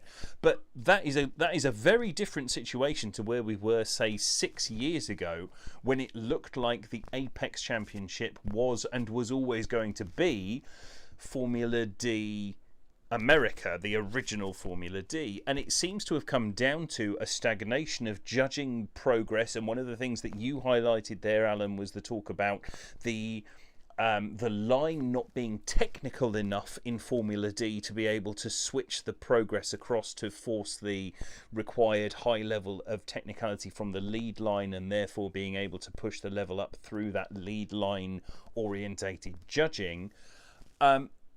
Are we seeing that now with the DOS system in Japan, and then also with that focus being on these sort of I want to say display tracks from Formula D USA, that there is a specific championship that you would edge out? I know what you're saying about the UK. I understand that there seems to have been some fracturing within Great Britain recently about what is actually the premium championship, and it's coming round on itself, and there's a lot to be said about that. That frankly for me, Great British drifting is as an entirely separate topic that I would like to discuss with a number of people at another time. That's a whole separate kettle of fish, because that is imploding real hard. There is a fundamental problem at the heart of British drifting right now, which we've talked about before.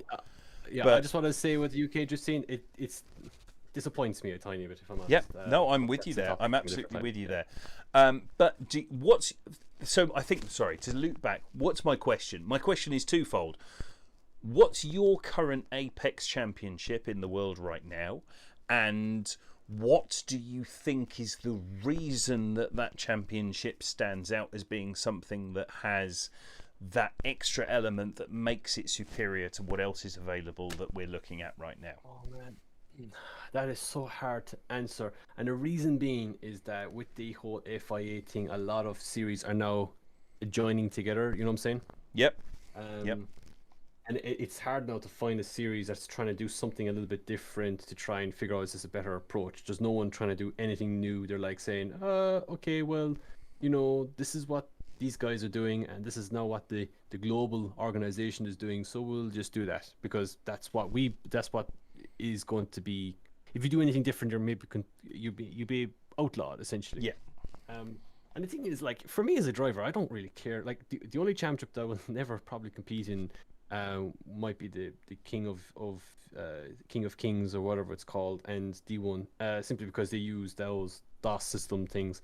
And I think as a driver, that requires a lot of time to figure out, like a lot of training and stuff like that. But any other championship right now, I think, is fairly accessible for myself to get into. I don't really believe, if I got the opportunity to go to RDS, I would do it. If I got the opportunity to do FD, I would do it. If I got the opportunity to do DMEC, I would do it. In my opinion, they're all kind of the same. Okay. And they just the only differences between each of the series is probably what the lead judge wants or the head judge wants. Yeah. Essentially, it's literally the only difference between them. I kind of get the impression from DMEC, they, in a sense, copy and paste the rules from FD, but the judges there require something a little bit different in what they want from chase driving and stuff, and I think the tracks reflect that. You know what I'm saying? I think the tracks have a massive impact on how the judging scene, or how the judging changes. RDS is very much the same. RDS is very much maybe a little bit slower, but a lot more transitions involved.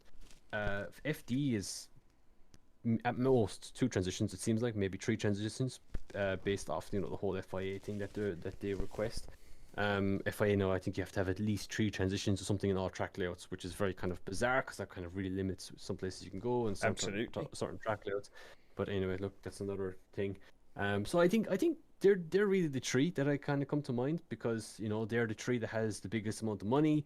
They have the best drivers in the world. Whether if they're paying for them to enter them or not is another. It doesn't really matter. But they are literally the 3 best championships, or the top championships you can go to right now, and or they have the most amount of money behind. And because of that, I think they're literally just copying each other, because at some point they'll probably come in unison and create a world championship, and at that point it doesn't really matter what rules you're running under, because it's going to be the same across the board anyway, because it's getting to that point. It's getting to the point of where FD is running the same as Drift Masters, or Drift Masters running the same as FD, and the same with RDS.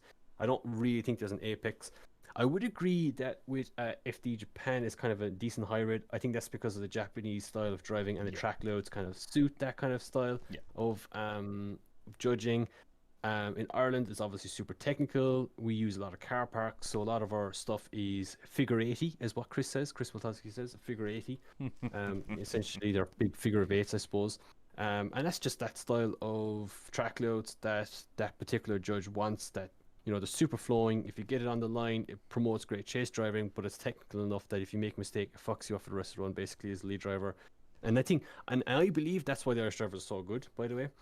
Is because line driving is the most difficult part of drifting, and so if you can master line driving, it literally does not matter where you go in the world, you will be shit hot. Yes. I think that's why we have so many great Irish drivers, because the line is second nature to them. So all they have to do is figure out line is angle, and because they can carry the good angle, and because they can carry the good line, because you can carry good line, essentially allows you to carry good angle, right? Because that's the intended design of the track, right? Momentum, and that comes down again to how the judging criteria come in. As long as the angle is part of the way that they have set out the track to be run, then having good line driving allows for you to be able to crank that angle on, because the line should encourage you to that angle. The momentum.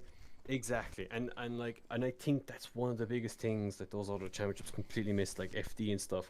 Is that, like, I don't know if you've seen the FD Japan track layout for this weekend at Suzuka, but it's super technical, but it's a bit funky. I don't know, there's like a weird outside zone, and then you have to link, a weird to an inside section that doesn't seem to flow, and it doesn't look like it encourages people to maintain an angle through a section. It looks like it encourages people to do something that's a little bit sort of staccato and weird, and nothing about it feels like it flows. Yeah, it's very odd. I'm not really sure how that's going to work out, but again, that kind of resembles the Japanese style of driving, because most of the time on the D1 anyway, they're driving straight, it seems like, especially on Scuba or something. So I think it's I think we're kind of in a weird progressive scene of which direction we go. I think funnily enough, the virtual scene is I think VDC is a decent balance of hybrid.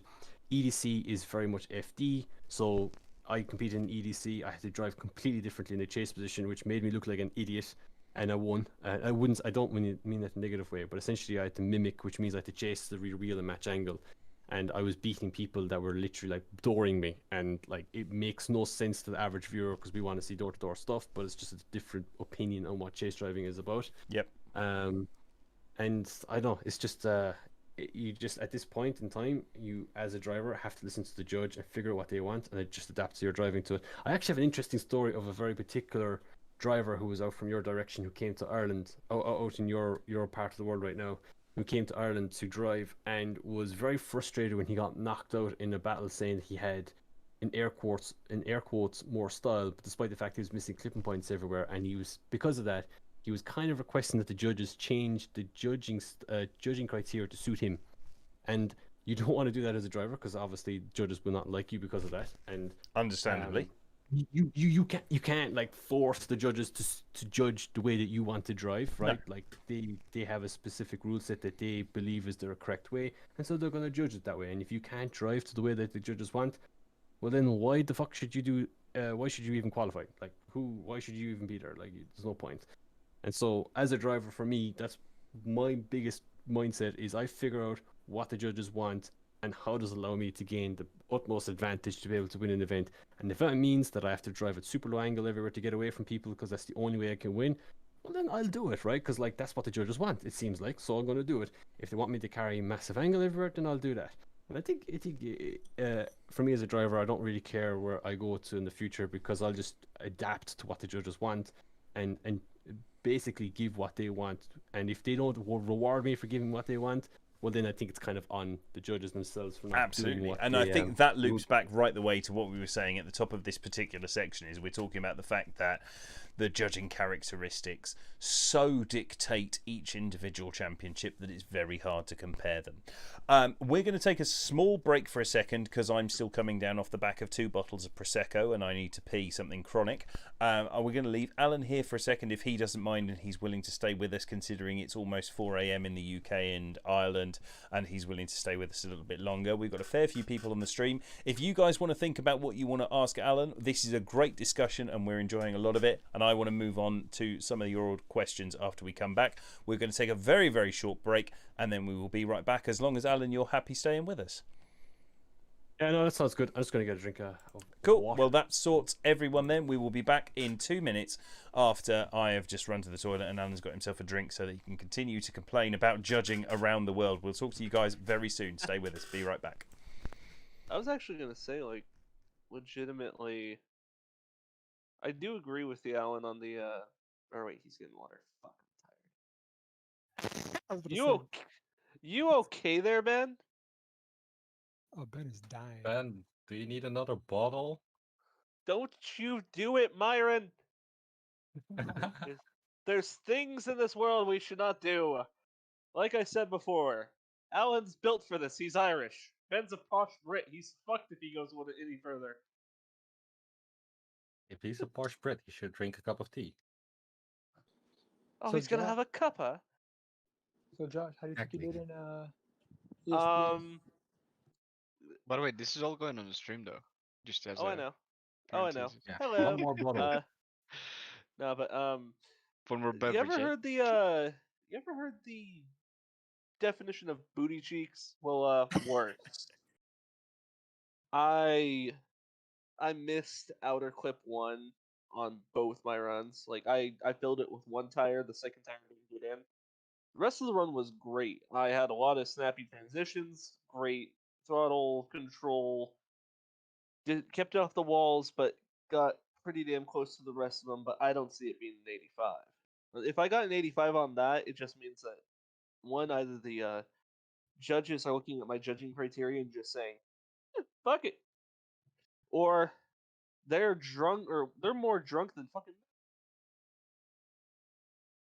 Than who? Than Ben. Than Ben.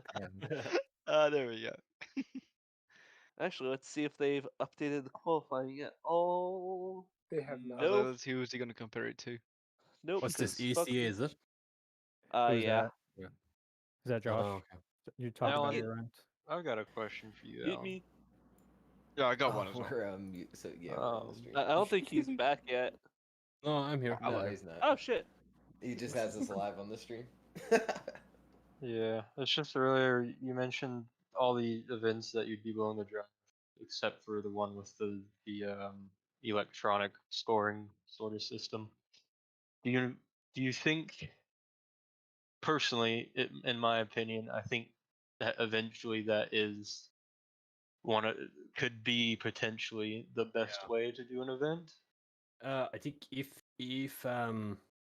okay, when I say I wouldn't do it, I don't actually mean it. Like I would love to compete in D1 and like figure that shit out, because like it's like a mind puzzle. You know what I'm saying? Like it's a challenge to figure that out, figure out what that computer wants you to do.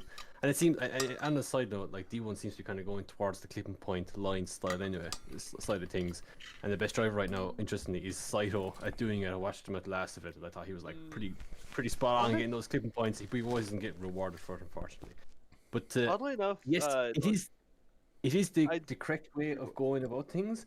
But the problem is, if you use GPS data, it's generally about a meter out of where it is on time. I think, luckily, like I said, my dad being the judge and stuff, I get to see certain things that people are working on that 99.9% of other drivers wouldn't get to see. And there was one stuff that one particular developer had showed us some things, and when my dad said to him about, okay, what about line? You know, can you kind of give us really accurate data about that? And it was like, it showed that the guy had dropped 3 wheels off the track, when in reality he actually got the clipping point, kind of an ordeal, if that makes sense. And so you can't really rely on information like that. DMEC is using a censored system. You might actually see that they have these like GoPro things. I did see that, yeah. Like weird flag things. I've actually, how that works is I was competed in 2019 in Drift Masters with a borrowed car, because I decided to crash my other car into a wall, my main car. So I borrowed another guy's S30 with an SR on it. And he literally, what they literally do is they measure out the car and they give it like a GPS like virtual model of where the front of the car is and where the rear of the car is, using the sensors and stuff. Very, very interesting, really cool. But like ridiculous. Like there was about 40 or 50 kilometers of fiber optics cable around Mondello Park, which is freaking nuts. And it had like, I don't know, maybe 70 or 80 or maybe 100 sensors around the track, and they were able to gather information and then relay that back to the judges. And I'm pretty sure they actually used that for Riga as well, and that's what was probably what you saw. Yeah. You might saw some interesting stuff pop up last year with Drift Masters. See, to me, that to me, that's the future. That is the future. I'm just going to step in for a second. Welcome back, those of you who are still with us. Sorry, I've just stepped back in. I'm fully aware of what this conversation is. I just want to say welcome back to the guys that are still with us. We're talking about now, for those of you who are still joining us, this is Alan talking about the advancements now being made in drifting in the European scene specifically. And one of the things, just to interject, one of the things that we've seen come out of Red Bull's involvement in drift shifters seems to have been the movement across towards quantifiable data in judging, from a point of view of being able to actually confirm whether or not people are getting into clips in a unique way. Now, as a pilot, I know that GPS can be off by some meters, and one of the things that we do on GPS approaches is that we have to take over control by a certain point, because it is accepted that GPS data has a finite resource limit. Now, if we're talking about drifting coming in and using this kind of data for a second, then sensors become more sensible. If cars are showing as being off track, then the reality is that we don't know if we can trust the GPS data. But one of the things that Formula D is trying to move to, specifically by encouraging guys and insisting, in fact, in the terms of pro spec category this year, in terms of using the link ECU, is that they want to be able to take out the specific data from the throttle trace to be able to confirm when people are on throttle and off throttle. Next year. Sorry, that's next year. Thank you, Craig.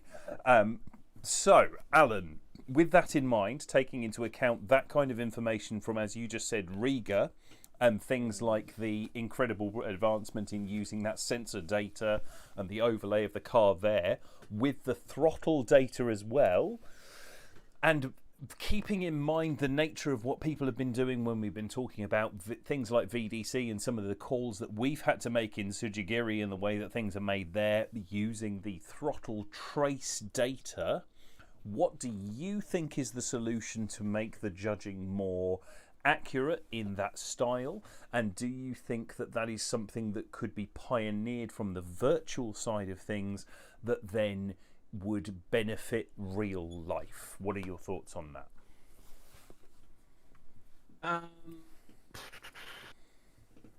I think on a base level, we'll only ever see this whole computerized judging at the very top level. I don't think we'll ever see it on a base level like national based championships that are or grassroots style championships. It's completely unfeasible. Like it's just the only way you can really do it is using the GPS stuff, obviously, and like we said, that's nowhere near accurate enough to be able to really rely on it. So it's like you're kind of wondering where do you draw the line? Do you actually end up using it and then having the top level being computerized and being, I suppose, in air quotes, utmost fair, and then every other championship beneath that being human? Does that make any sense? Is that fair, or should we be kind of pushing the top level and trying to make it to the point of where the judges have, or lack of judges? We don't really know if it's going to be 3 judges that are going to use this information to make their decision, or whether if it's a computer that's going to calculate it themselves. Potentially it's going to be a computer. Maybe that's probably the way they should probably go, but for now it's going to be the judges that are using the information that they get back from the software or the computer to make their decision. I'm not really sure. I think there must be a reason as to why boxing is still human judged. You know what I'm saying? Surely you'd be able to figure out, you should be able to wear a suit as a boxer or like a UFC fighter and like have a bunch of sensors on it, and like if some guy punched some other guy super hard or in a particular spot, he should score more points. You know what I'm saying? Like, why hasn't it been figured out for boxing yet with the budgets that they have? It'd be harder for boxing though than it would be for a motorsport, personally.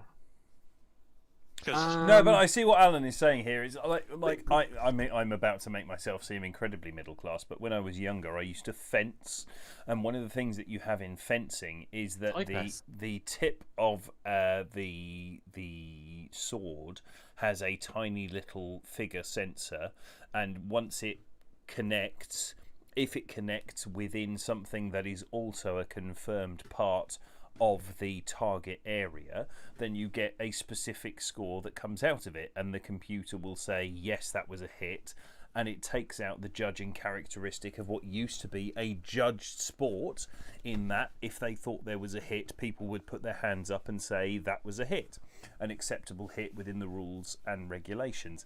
Now what Alan's saying effectively here, from my understanding, is that we're talking about saying if it was easy to move that away in a totally contextually irrelevant, quantifiable circumstance, then something like boxing would have already done it.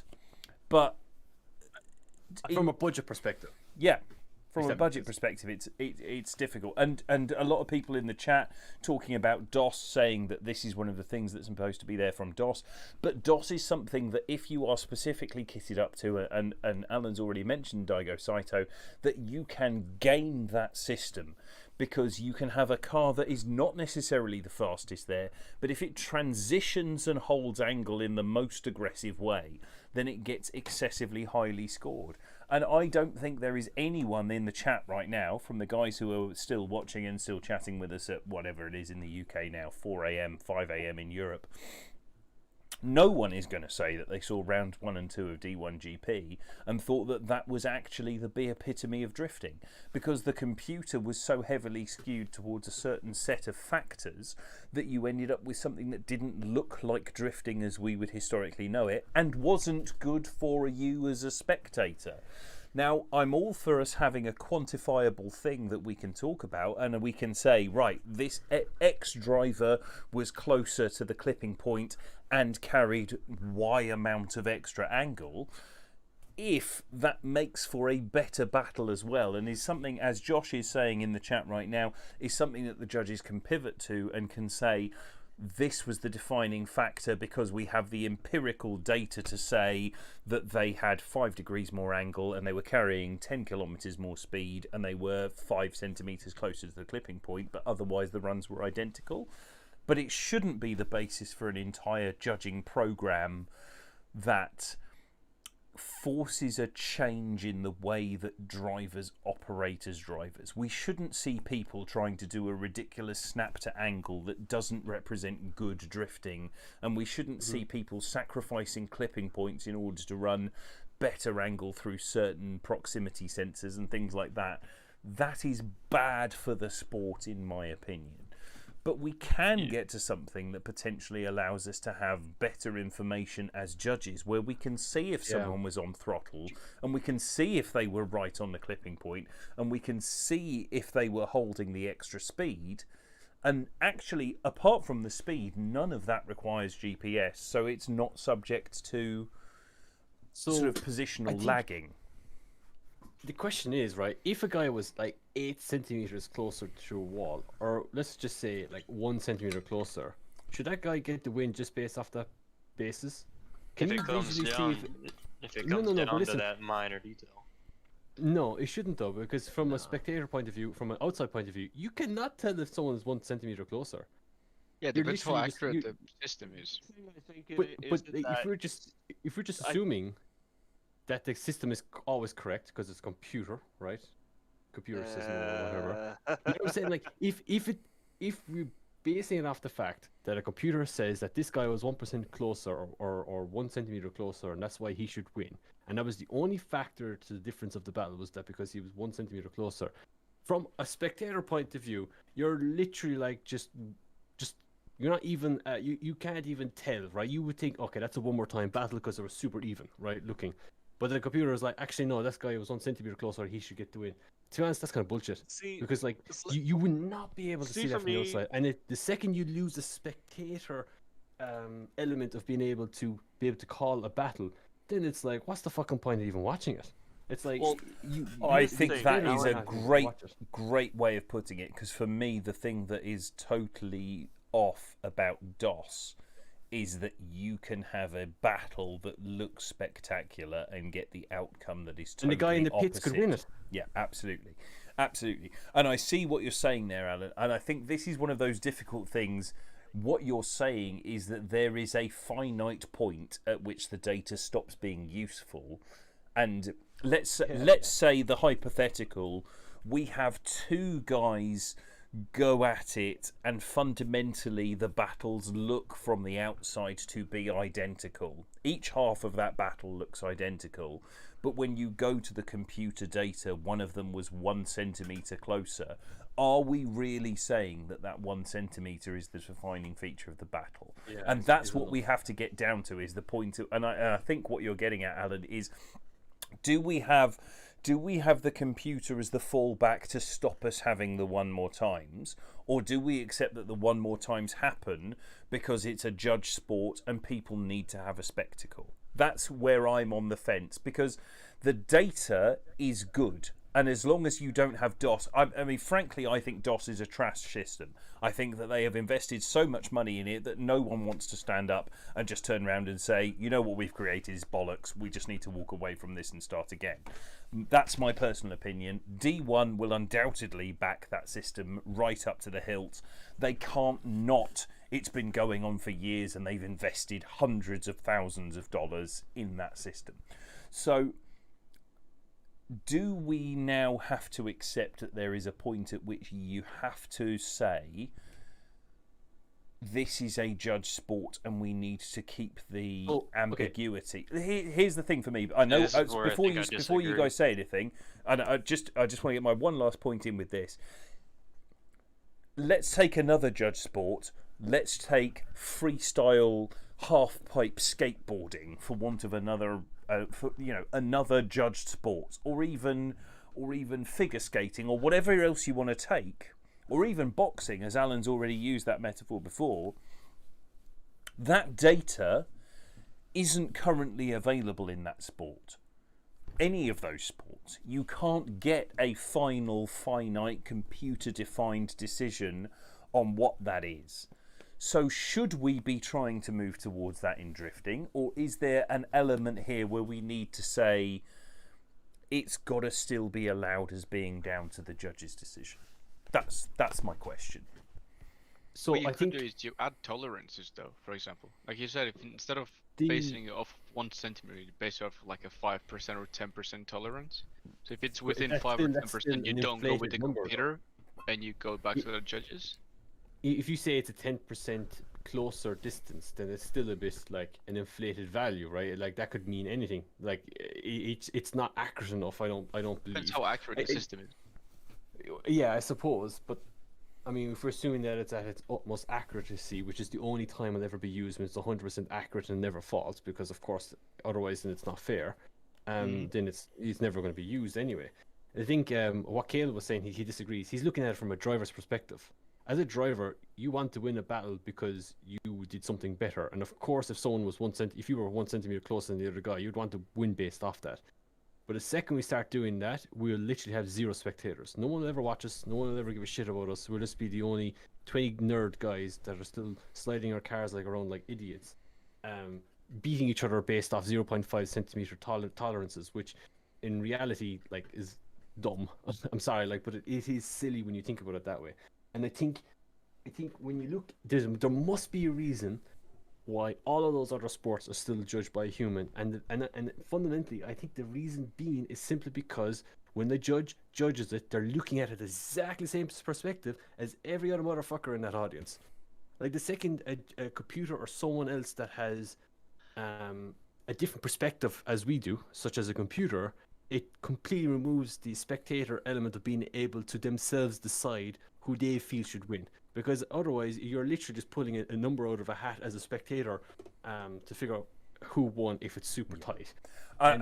Just to interject there, Alan, sorry to cut across you, but one of the things that I think has been really interesting is that one of the things we have to accept is that, and this is personal, I think that we've been particularly good at this at Tsujigiri, and I think that VDC have particularly been good at this as well, and Chris Viltovsky is one of the reasons why this has been such a success, is that actually, from the point of view of the spectator, things that are quantifiable from a human visual point of view, they have a rule for. And while you as a spectator, generic you, any person might agree or disagree with an individual call, if you get right down to it, there can always be a successful argument for X or Y winning a battle.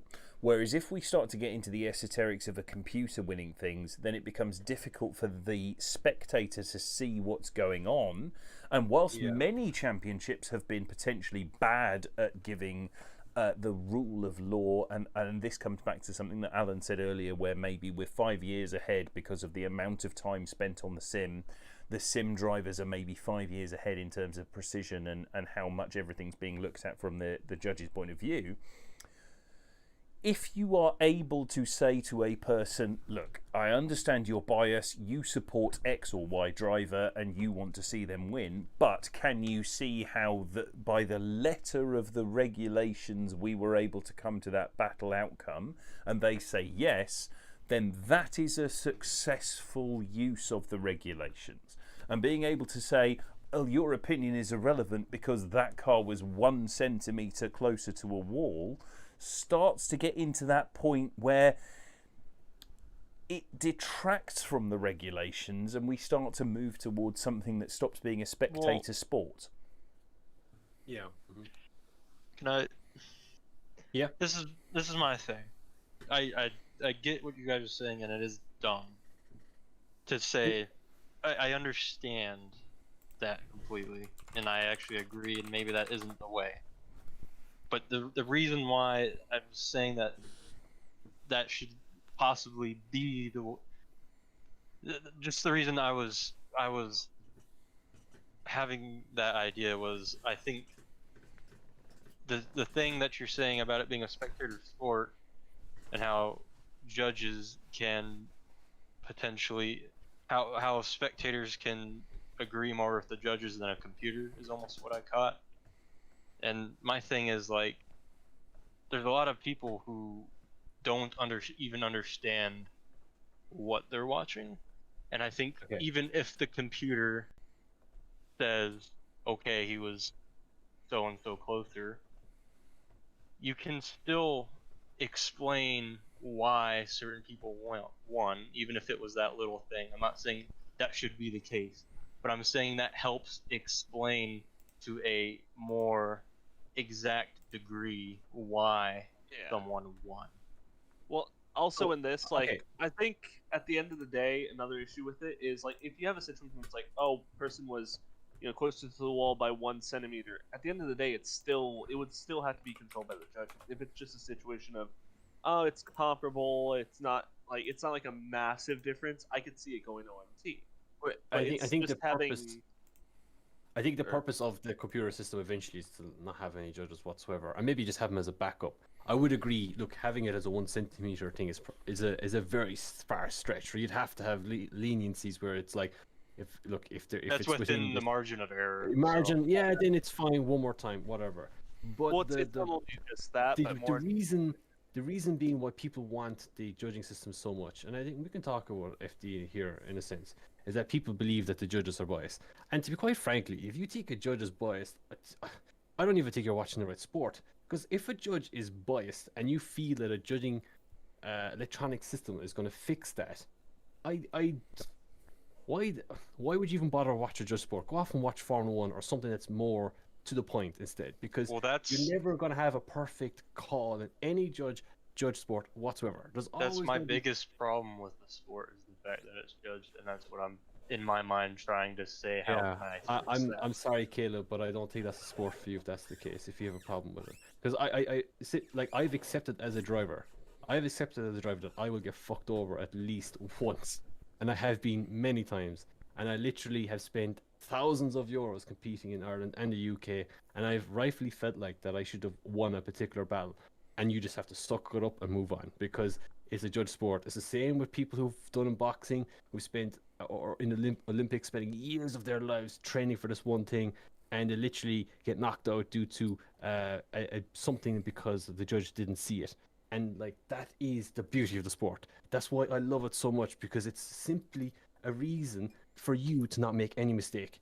You literally can't rely on the judges to decide your fate. You have to do everything in your control to make sure that you do the best possible job that you can. I think as long as you do everything you can, and as long as you do everything as you can as a person, and as long as the judge does their job, then you should get rewarded for it. If you don't, that's obviously a problem with that judge, but then I think it'll be super obvious what's going on. And the thing is, you're never going to get drifting to the point of where it's going to be like a motorsport race. It's never going to happen. I think we should accept the fact that it's a judge sport. We move on. If you're going to get screwed over, accept it. There's many drivers out there, and it annoys me so much. There's some drivers out there that get screwed over on a call, or they feel like they got screwed over on a call, and they go straight to the internet, and like it's people like that ruin the sport, unfortunately, that do that, because then it causes this massive disconnect, because people feel that the drivers don't care, because they are a driver, they can speak their mind, they're a free person. But the series, it looks super unprofessional if they're counteracting what the driver says, kind of a thing. And so you have this weird balance all the time that I don't know. I just feel, I don't think there's a win-win situation out of any of this. You just accept the fact that you're going to get screwed over and you move on with your life. And as long as you accept that fact, then I think you'll be quite successful in the drift scene, because not only will you be successful as a driver point of view, but you'll be very successful as a personality, because you're never viewed as a negativity to anything within the sport, and that people will come to you, sponsors will look at you better than people that are always freaking complaining, unfortunately. And that's just how I look at it. I suppose. Well, I'm not saying I'm here to complain and say. No, I'm not saying that either. But it's generally just, that's what happens. It's just in my mind. It's like, I don't. If we don't have to accept that, and if we can make it better, we should do that. And I think we can. I do agree with that, and I do agree we can make it better. But I don't think it will last. I don't think drifting as a sport will last, if that's the case. I think it will lose its disconnect. There's such a fine balance. I think for me, the thing here is we have to human being, because of the DOS system. It's lost its connection. Yeah. We don't even watch D1 anymore. I used to love watching D1 as a kid, and I can't even freaking watch the thing anymore because I don't understand the thing that's happening. And if the second that happens, I guarantee you the sport, if it goes too far towards the computer, we can literally write drifting off. Goodbye. That's it. It's a goner, because it'll never go any further. What this is sounding like to me is there needs to be. I think the middle ground is having a hybrid. I think this is important, but the problem is here. The question becomes, where do you draw the line on the hybrid? And for me, whilst I understand that what we want to say is or you should have X amount of proximity. You got to have a certain amount of angle. You got to have this. You got to have that. One of the things, from a judge's point of view, that has been most useful from reverting back to digital media and doing the virtual drifting side of things has been the reintroduction of something as simple as a throttle trace.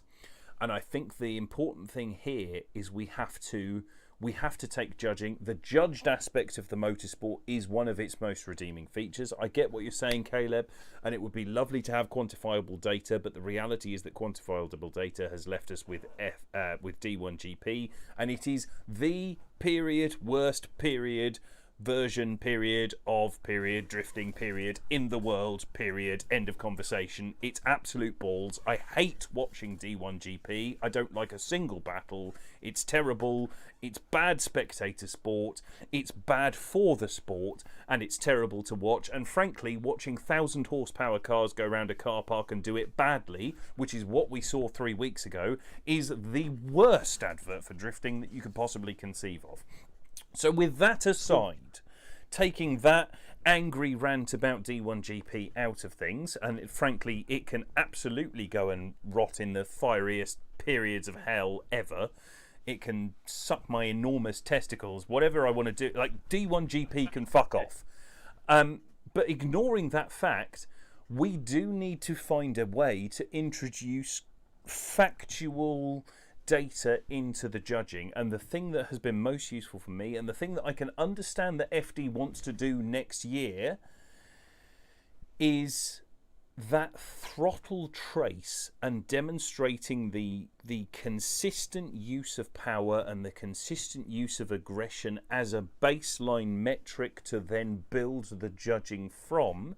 That I can see being genuinely useful, because if you're going to say to people, right, this is what a 100-point run looks like, a 100-point run to me needs to be all of the things that we have previously said that we want. So it needs to be the aggressive snap to angle and the accurate use of the clipping points and a good line and a good run that features fast transitions, and it needs to be all of those things, but it also needs to be those added to the most consistent possible use of the throttle that you can put in during that run. I can see Josh's line. It says sad Tsukiya noises. Tsukiya's not sad. He's got millions of dollars. You would need all three pedals. Craig is making a great point there, where you could stay on throttle and you could use the clutch in order to modulate the throttle. And it's one of the things that Dwayne McKeever does so spectacularly, is using the throttle to create an impact in his driving during his judged runs that looks like a high quality scoring run, when in actual fact there are periods there where if you overlay it and you think about it, there are periods where his smoke line stops and the rev limiter is still absolutely slapping away like an angry masturbator on a Sunday afternoon. It is not an interaction directly between throttle position sensor and being a successful run. You're absolutely right, Craig. Thank you very much. You said that way too confidently. I'm really worried now.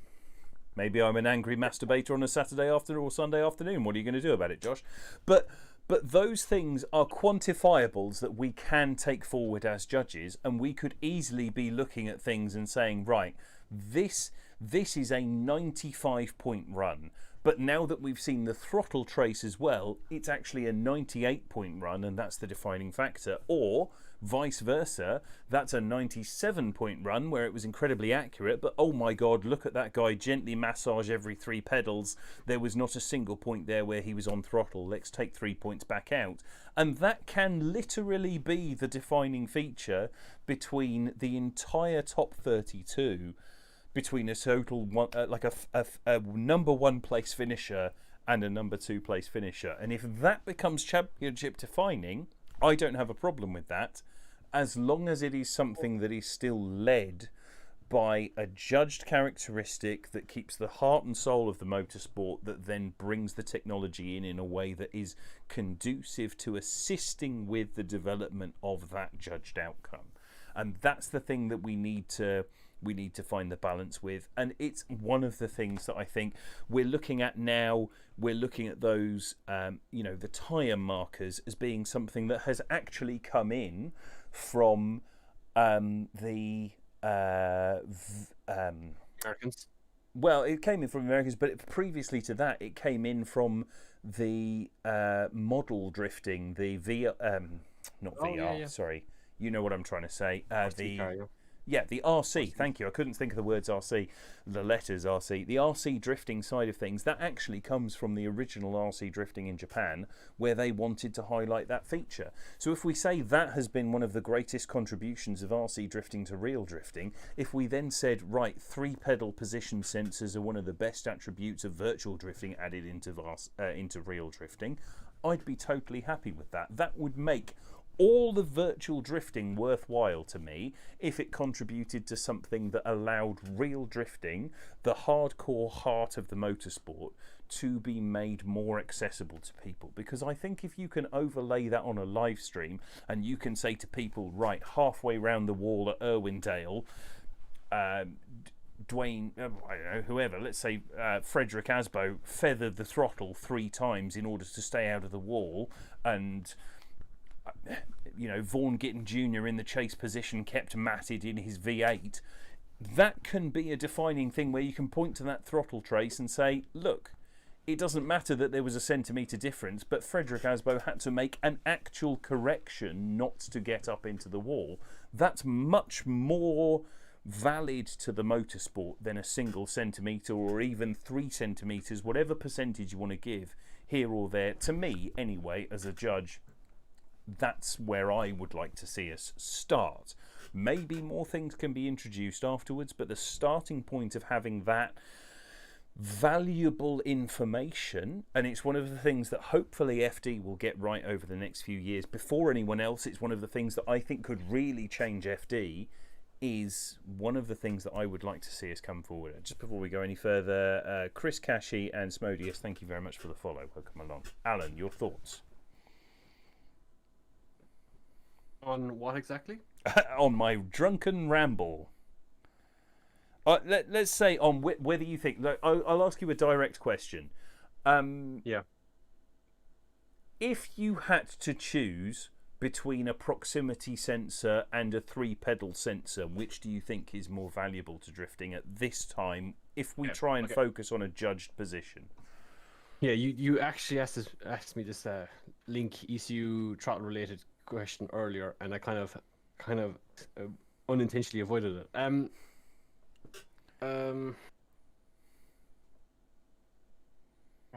See, the thing, okay, the beauty with the problem with proximity, put it this way, is that there's so many different ways to gain proximity. Yeah, that's the problem. And there's so many different ways, not so many different, but essentially there's 2 different ways of being able to be, in air quotes, dominant in the chase position, right? One is the more, I suppose, European style. I don't know, I think both styles are in Japan. It seems like maybe this is why FD's gone one certain path and European have gone a different path when it comes to proximity, because I think in Japan there's actually 2 styles of chase driving, and that's actually reflective in the 2 different continents between Europe and America style of chase driving, right? And the difference is that in Europe we have this very aggressive, front wheel to front half of the door, front wheel kind of style chase driving, get as close and parallel with the lead driver as possible. Stateside, it's more about front wheel to back wheel and trying to mimic and match the angle as much as possible. And so because of those 2 different chase driving styles, I don't think proximity sensor is really necessary. I think the throttle, clutch, brake is more useful. About the Dwayne McKeever situation, in my opinion, Dwayne's clutch kicking technique, he is a master at doing it. In my opinion, I actually think it's a hindrance to the chase driver. He's so good at it, you will never notice the chase driving people. Yep. I have chased people that have adapted that technique of driving that are not very good at it, and they might as well be pulling the handbrake mid-corner, to be quite honest. And that's simply because they're clutch kicking so much, unnecessarily amount, that they are reducing the amount of speed that the car is carrying, and they're essentially like a stabby, like they're lagging, essentially, right? They're lagging back and forth, and so it becomes very hard to chase them. Dwayne is very good at it. People were actually giving discredit to Dwayne before he went to Europe, saying, oh, he does that clutch kicking thing, he'll never survive here. But Dwayne is a smart driver. He just changed his driving style. He went to Europe and he did a more traditional full gas and just used the clutch when he needed to be able to maybe clutch kick or to transition or leaving corners and stuff like that. He changed his style a little. And that's just because Dwayne is an adaptive driver. He's an Irish style driver. We just adapt to shit when it gets thrown at us and we make it work. And anyone who tries to replicate that style of footwork would probably they don't really understand the reason why he's doing it. And I think like I do it in the rain because it's a low grip surface. Handbrake, left foot brake in the rain, in my opinion, is not really useful. And so you use the clutch instead, and that's what he does all the time. He literally is using that tool because he's trying to maximize traction, and by doing so, and it allows him to, he finds a better balance of being able to maintain speed, momentum, and being able to carry angle with it. So now, just some before people we go don't do on, it very good. I'm going to say two things. One, that's something that we advocate very heavily for here in Tsujigiri. It's all about technique. But also, I want to ask you whether you think that Dwayne deliberately changed that technique in order to fit in with the driving style, or whether you think that that was a natural movement from what is functionally a much smaller track in the UK and Irish Championship onto a much bigger track. I've driven Dwayne's car. Dwayne's second gear is 120. Is it 120? It's a ridiculous speed. It's like 100 miles an hour. Second gear. Right? So you can imagine you have an RB28, okay, that revs out to 9,000 RPM. Boost doesn't really come into about like 5,500 RPM. It's not stupidly laggy. It's just a different type of engine. It doesn't have the displacement of a JZ or the torque. So it's very high revving. So you can understand why he clutch kicks a lot, right? He's trying to keep it up in that threshold, that the sweet spot. He's set to a certain gear ratio because he only runs the stock GTR differential, which is a 4-1. So his gearbox is geared. I actually have the similar style gearbox as he does now from a new car, and it's actually a longer second gear. I don't know if it's going to suit the JZ or not, but it suits his RB. You can imagine if you have a long second gear, like if you ever watch him driving in Ireland or the UK, he's only using first or second gear. Yep, absolutely. Second gear for the most part. He never usually uses third gear. Whereas in FD, the guys use second, third, fourth, or in Europe they use like second and third. But Dwayne only uses ever second, and it's a long second. Like that is a long gear for the most part. That is fourth gear for most people who run like a 350Z transmission or a BMW style transmission. So you can imagine, we have 4 gears to go through to reach our main or money gear per se, which is the fourth gear. He's only got 1 gear to get to that point. So you can imagine, he has to get into that point. He needs to like really use the car. Yeah, absolutely.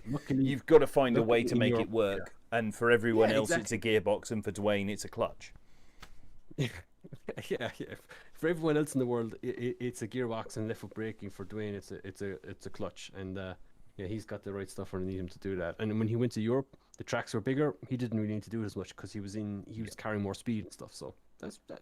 I think that's simply the way to put it. To be honest, Dwayne just adapted to the situation and just made it work. Interesting. Simple as that. So do you think then going forward that I've got 2 questions off the back of that. Seeing as we've started talking about Dwayne, 1, Dwayne in Formula D, where do you think he places, just as we're talking hypotheticals? And 2, do you think that is a style that adapts to being pushed to more situations? And in that I'm thinking more RDS and more DMEC fast speed tracks than Dwayne is currently getting challenged with in Irish drifting and UK drifting? Or do you think that regardless of whatever would happen with his technique, he's adaptable enough to be able to make that work? Because Dwayne's one of everyone's favourite drivers. If you talk about driving right now in the world, Dwayne is up there in the conversation with James Dean and Nakamura and some of the guys from FD. Like, Dwayne McKeever is a driver's driver. We all love him here. Do you think he's that caliber? Do you think that it's the car working in those situations, and do you think he has a chance in FD? Yeah, I think every driver has a chance in FD, to be honest. I don't mean that as a negative point of view, but what? Oh my God, here comes Austin Meeks, just as I say that. Brilliant. You got like guys like Austin Meeks who has to retire because American cars don't work, apparently. No, I'm only joking. No, like the thing is, right, like it goes back to the caliber of driver level, right? You see, we're very fortunate we can compare a particular Irish guy who he's nearly 7 foot tall, and he's literally competed everywhere in the world, right? And if you have people that are literally able to push him around the place, it kind of begs the question: could he do the same in other places too, right? So, could Dwayne do good in FD? Yes, I do think so. I think he'll have a very similar presence as James Dean would have when he first entered. Now, the difference being is that James had a little bit more experience when he went to FD that time, because of course he wasn't FD before in 2010, and so he had experience of Irwindale, he had experience of Long Beach, and I think that helped him out a lot. But there's no doubt that he would do good over there. Like, again, it comes back to the Irish way of driving, which is like the line based stuff, which, you know, if you understand line before you get to if you pick up the line first, it allows you to pick up the angle and I suppose the style element much easier, because you're doing the track how it was intended to do, right? You know, you're carrying the easiest way around the track, so that means you can carry more angle in theory. And so, like, again, falls back to that. I think the difficulty for Dwayne will be chasing his style of chase driving to not be super European style, and then change it back and change his approach to be more the American style. So that would be interesting. But what I'm curious is, I don't see a driver in FD that has the traits of a European style of driving, which is like maximizing the line and actually doing it like how it should be done, like how you would see in Europe.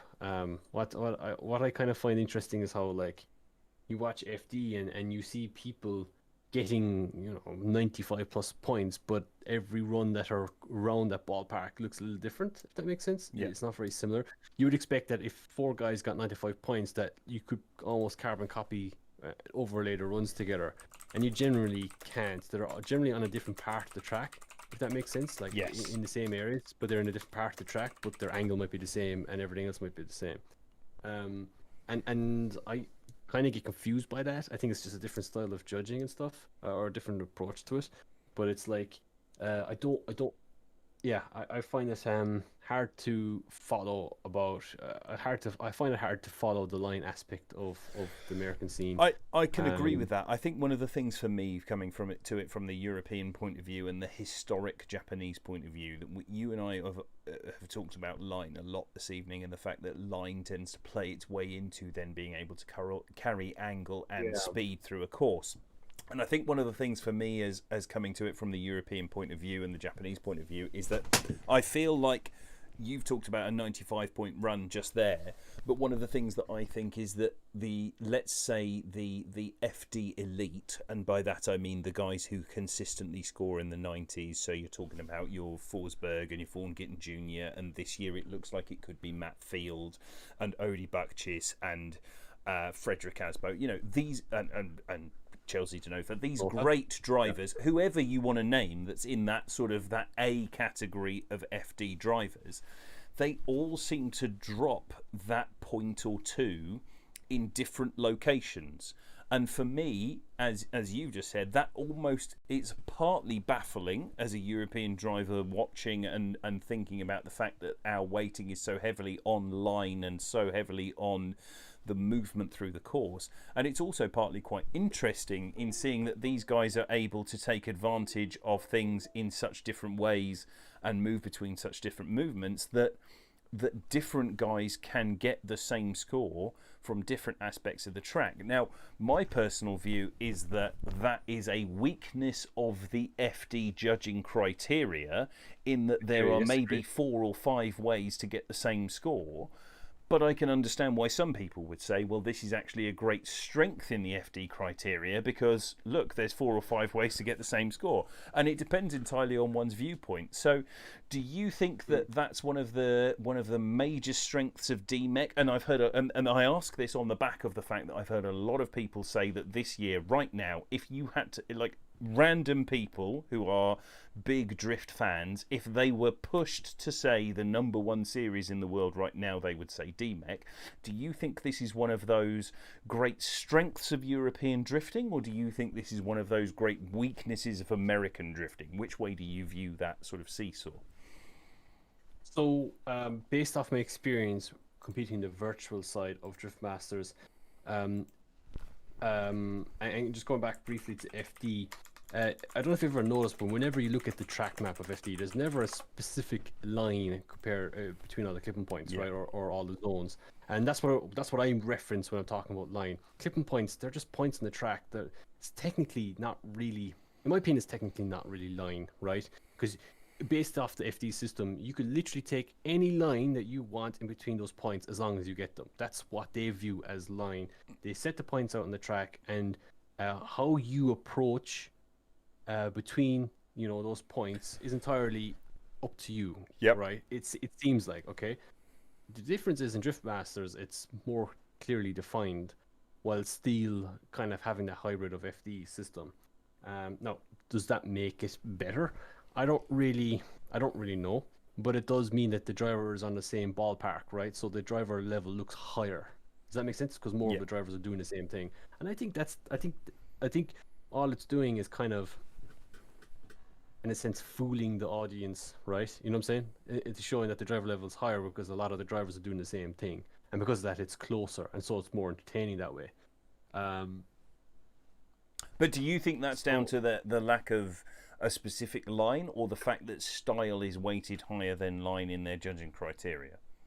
In FD, it's one thing that's interesting is that in FD, in Drift Masters, like the how the points is divided up between line, angle, style is different to that of FD, which I think helps a tiny bit. But I do think I can understand why people think the Drift Master system is better, because the driver level looks closer, but I think that's because they are a little bit more strict on what they want, and so because of that, the drivers do drive to that, and because of that, I do think it ends up being a better competition. One thing that I've kind of wondered though is if a driver from FD went to Europe and had and kind of tried to pick it up, would they be able to? Where would they line up? And that's the question that we've never really had answered, technically speaking, because we've just had James. James has a unique position in that he's literally driven in pretty much every single judging criteria you can think of, other than the American or the Japanese DOS system.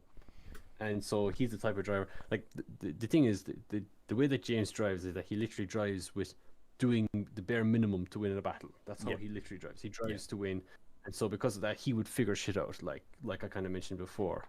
Now he's kind of changing that recently. I know that he's kind of doesn't really care so much, I suppose, in the sense that he just wants to drive the way that he wants to drive now. But so we might be seeing to counterpoint to that, one of the nice things about James Dean's style is that it is line focused with good angle. Like the basis for the James Dean style comes from a consistent impact run that hits all of the clipping criteria. Now it almost doesn't matter what level of weighting you give to any specific thing, because his style is in the right focus that almost under any banner he's a 90+ point competitor, and then his chasing is consistent.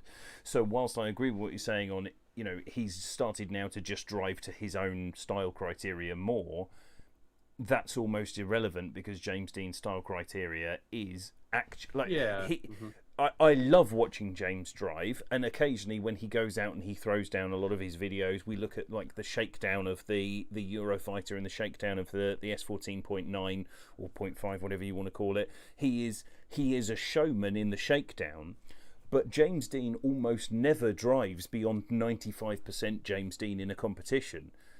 And, his limit is way further on than the judging criteria would expect. And as such, he's able to knock out the same run every time. So his strength is in his consistency, and the fact that it's almost, and it's not boring. I'm going to use the words in a second. It's a little bit boring. That's what's on the horizon. But it's not, because it's always to a certain set of judging criteria in his own style. But if you were to look at it from the point of view of saying, right, 100% Chelsea Denofa is full entertainment, then that would make James Dean a little bit boring. But he's not. He's just Mr. Consistent, and that works in any judging criteria. Yeah, he's a very good balance of being consistent while still being quite entertaining to watch. Funnily enough, if you watch James at a track day, he's in the grass more often than what he's actually on the track, because he's driving at a level that is just ridiculous. Yeah. He's pushing himself because it's just sidetracking here for a second. Like, when you're competing, you're never actually driving the way that you want to drive. You're driving to how the judges make Absolutely. you want to drive. And so what you see when you see Chelsea Denofa's driving style, for example, who's probably one of the most stylish drivers out there, I don't really believe he's driving to the judges' style. I think he's just driving to whatever he wants, and that could be one of his pitfalls as a competitor potentially. That, again, that's just. And I haven't really looked into that, but that could be one of the reasons why he doesn't compete at a higher level or is more successful than he currently is. It's interesting to see about like where it kind of goes for people when it comes to stuff like that, because I think with James, he's so good at just finding, I suppose, in a sense, the bare minimum of what he needs to do to win. It allows him to kind of find another part of himself when he needs it, right? He has something in reserve all the time. That's what we say. James is a 9/10 driver, right? He drives at 9/10, and if someone comes along and pushes him a tiny bit, he just unleashes it. And if he has to go one more time again, he leashes a little bit more. And it's possible that he might get caught off guard and get beaten. But there's people out there that I believe are better than James, but they'll never match his consistency. That's the thing. I think for me, you've hit the nail on the head, and that's one of the things for me that's the defining feature of Chelsea Denofa. Is, for me, he is one of the most exciting drifters in the world. But me sitting here with a fizzing erection, having a wonderful time, doesn't make for good judged motorsport, because he's not consistent. The runs where Chelsea Denofa has come away with the silverware and has looked the best that he has ever looked in terms of a competition standpoint. Every run he does is different. Exactly, that's the thing. But if you look at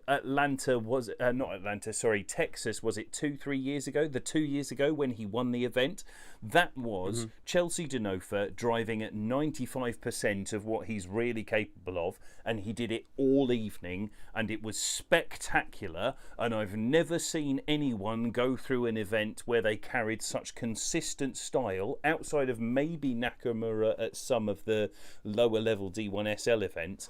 Chelsea Denofa was stylish from the word go right up to the finish, and he didn't overstep 95% once, and that was how he came away with that event. But if you take him out of that one event, any time he goes over 95%, eventually there's a point where he tips over into being unchaseable, or he makes a mistake. Yeah. And that's, like, realistically, that's what cost him an FD championship last year. And the point you make, Alan, about James being Mr. Consistent is, it depends from a spectator point of view and from a judge's point of view whether you want to say, right, this guy is spectacular on the day, whether that's your number one focus, or this guy is able to put 90% down. If he's able to put, let's call it the 92% run, he can do the 92-point run every single run, anytime you ask him, and it will be exactly there every single time. And it's one of the things that you said a minute ago, is that James is often in the grass in practice.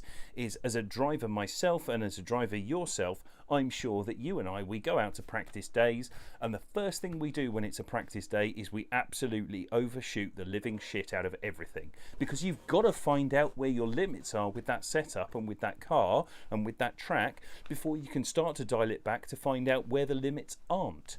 And you can have the best time of your life and create the most impressive driving you can ever conceive of, but the moment someone says, right, this is a judged run, you dial back enough of a percentage that it stops being that spectacular. And almost no time in the world will a 100% point driver on that qualifying line, anyone who tops out a 100-point qualifying run, it is very unusual for them to go on and then win an event. And in fact, the only person I can conceive of who's ever topped out a 100-point qualifying run and then won an event might be James, but I'd have to double check that, because I think his 100-point run was at Texas and he didn't win that event, Chelsea did. Because you can't maintain that level all night. You simply can't. I don't care who you are. Even James Dean can't knock out 100-point qualifying runs every single run. I think he put down like a 99 in the rain after it too. Yeah. And he's amazing. And he is metronomic in the way he does things, but he's metronomic at a 95-point run. Yeah, yeah. And I think that's literally the reason for what's interesting is like I've seen James first start off in drifting in like 2007 when he first competed. Yeah. Funny enough, I'm pretty sure he got beaten by his current spotter, which I think is very interesting. Maybe he paid him off because he thought he found a bit of competition. But I think what is interesting is I've been very fortunate to see him progress as a driver. I've seen him when he went to his first Ford Sierra, which is obviously a car we have in Europe here, which is like he went off into the S14 with the SR, put an RB into it when he went to the UK. He did when he was competing in Europe, then went off to Red Bull in the States, came back with the RX-7 with the SR, took a couple of years with that, then came back with the S14 2J, and then blah blah blah. And one of the things that's interesting is when he first started off, he wasn't spectacularly amazing in the chase position, but he was always there, right? He was just doing enough. And the thing is, when you watch him as a driver progress, it's always interesting to see his mindset of like just doing enough. You can actually see him kind of evaluating it, and it's like, well, worst case scenario out of all of this, I'll just go one more time again and we'll just win it on consistency, because that is literally one of his strongest traits. So I just find it interesting how he drives. I've kind of replicated to some extent because I've seen it so much. It's like, well, if it works for him, surely it would work for me. And I think there's it's definitely a proof in the pudding that it does work. Because I was gonna say that, like, I've noticed with you, Alan, that for sure. It's for sure something that I base my driving on because I know that it works, and like it's 100% proof in the pudding that it works. He's a very good line driver, so naturally, because of Ireland, that's something that is very, very adamant in Irish drifting, which is the line, and it's something that I picked up on too. It's something that I find very interesting as a challenge, and I quite like that. And because of that, I put a lot of time and effort into gathering line, and I do think that has helped me out, and it's kind of put me. I suppose people kind of, in a sense, put me in a place that I might be like another version of James, and I don't want to be another version of James successfully. At least I don't think you can ever match James successfully. He's literally going to be written in the history books as the most successful drifter of all time. So there's no point in even trying to replicate that. But it is good to use that mindset, have that kind of essence of consistency, and just, I suppose, in a vague term, doing enough, doing what it takes to get the win. But then putting your own twist on it so that you can be remembered for who you want to be, as if you care about that, right? And so because of that, I've now kind of taken on the more aggressive approach, which you might have seen in Oman when I decided to bait my car off Sebastian Fonten about 15 times and crash into many other things, and I felt the greatest amount of fun in my fucking life. And it's just progression of driving, and absolutely, and it looked like so much fun. But I think that's one of the most interesting things, and you've actually sort of naturally brought me to what was almost automatically going to be my next question. You as a driver have developed over the years, and one of the things that I think has been most impressive, certainly in your virtual way of doing things, and also in the times that I've seen you run in BDC and IDC and various other real life events, and certainly with your S14 setup, is that you have taken a lot from the James Dean school of thought, and you have put it into your own driving. So my question to you, Alan Hines, competitor Alan Hines, not drift chatter Alan Hines, virtual drift champion Alan Hines, you've got to beat James Dean next week in Russia. What do you do? Actually, I've actually put some thought into this, because I do believe there is a way to beat James. First of all, you need to have a car that matches him. Okay, you need to have a car that matches him, and you need to catch him off guard, to be honest. And the thing with James is, like, what's interesting with James, right? I remember, it's actually kind of interesting. I remember battling him in Oman. This was before I brought my car over to Oman, or my car was shipped to Oman. I was competing, and it was a couple of years ago, 2017. I was competing in a locals left-hand drive 2JZ 350Z, okay, that had Weissfab on it that wasn't set up correctly at all. It had Ackerman all over the place, so it had more steering lock to the left than it had to the right. And luckily James had managed to fix that for me before I got over there, so the car drove okay when I got there. And I did about six total laps. I had street tires in the rear, but he was in his S14 Falcon with, you know, semi-slicks and stuff. Yep. And he was still nervous to battle me, which, like, you would think that he had so many things on his side, right?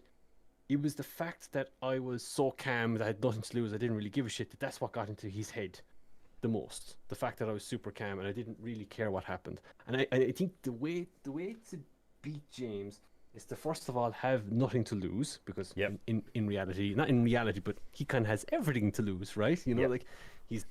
That's the problem with being the best, is that right? everyone's always gunning for you, and you can easily suddenly look stupid. Hey, I can relate to that, especially in VDC for a fact, anyway.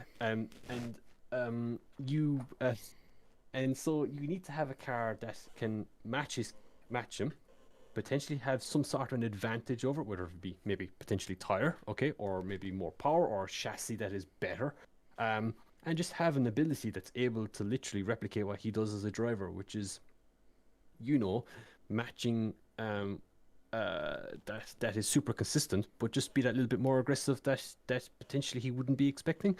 And 9 times out of 10, he's probably going to be leading you.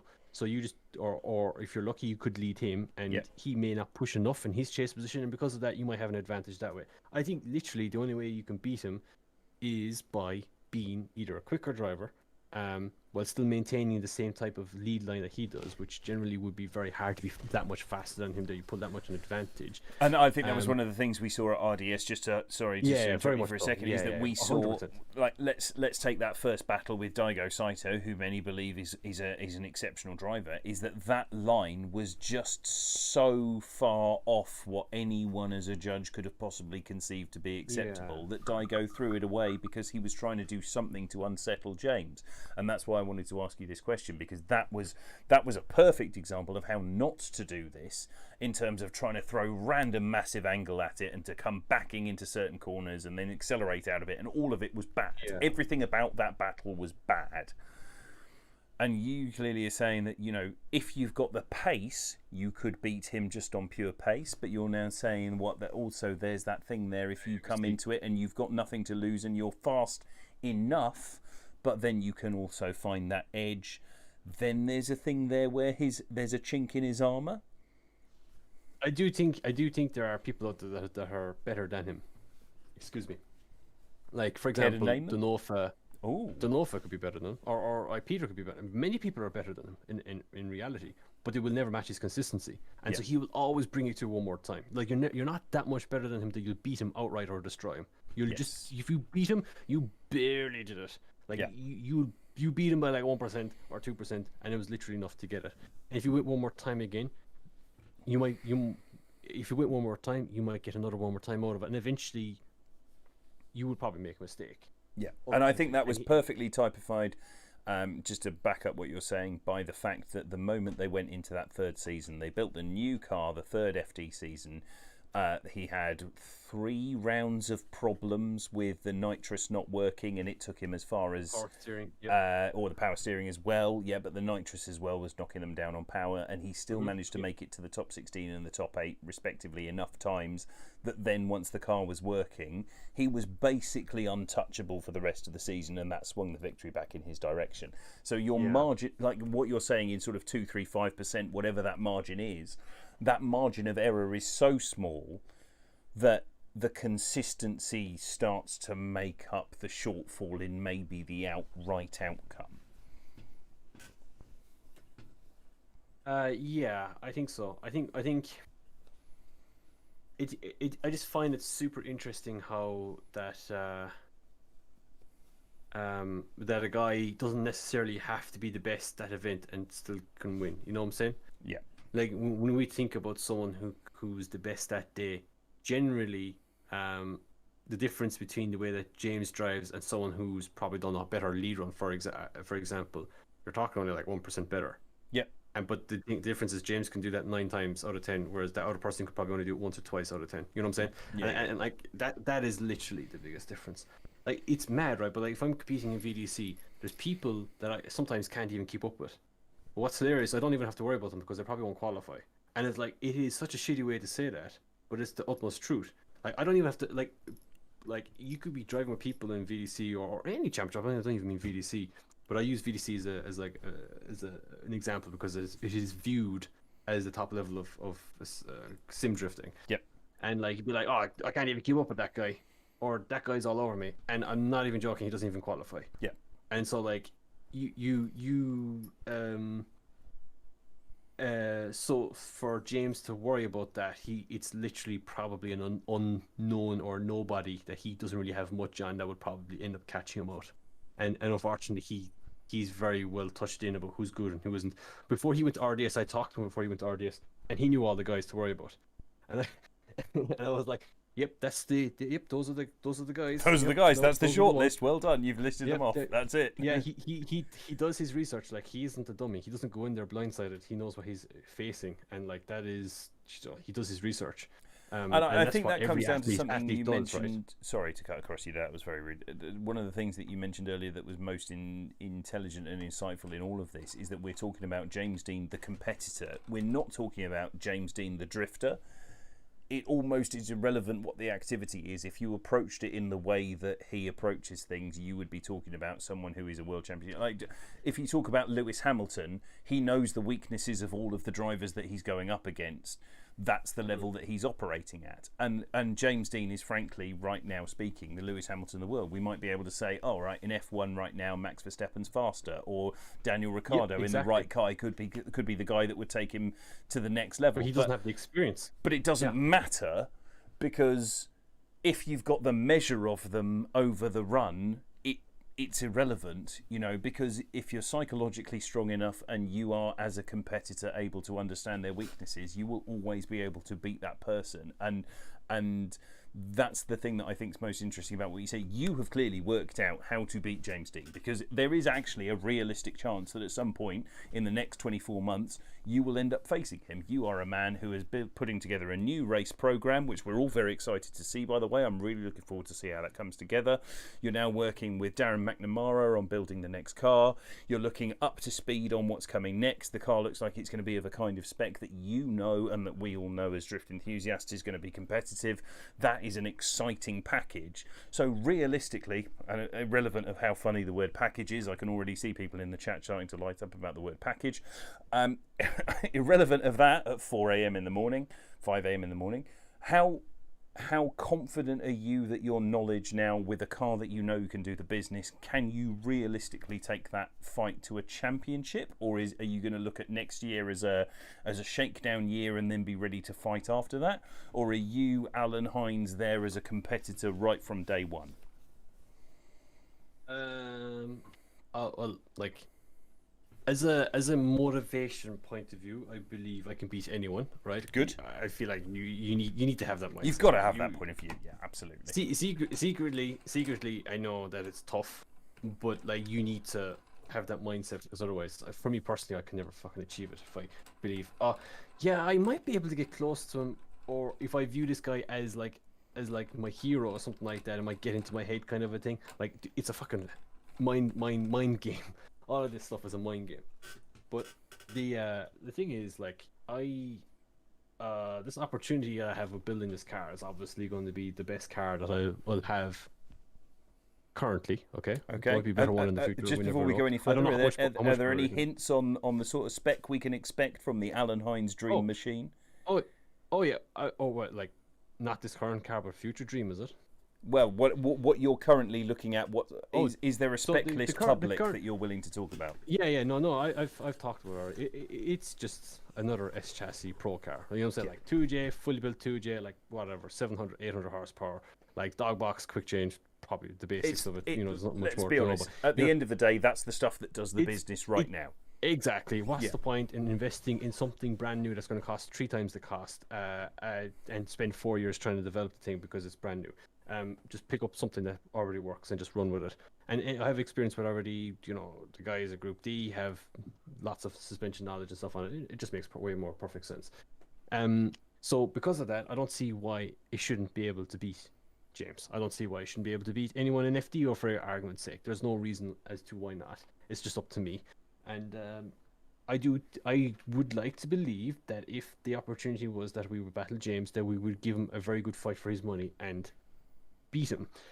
Whether if it's a realistic thought process or not, or whether it'll actually happen or not, is yet to be decided. But firmly, that's what I believe in, and that's what I'm going to try and do.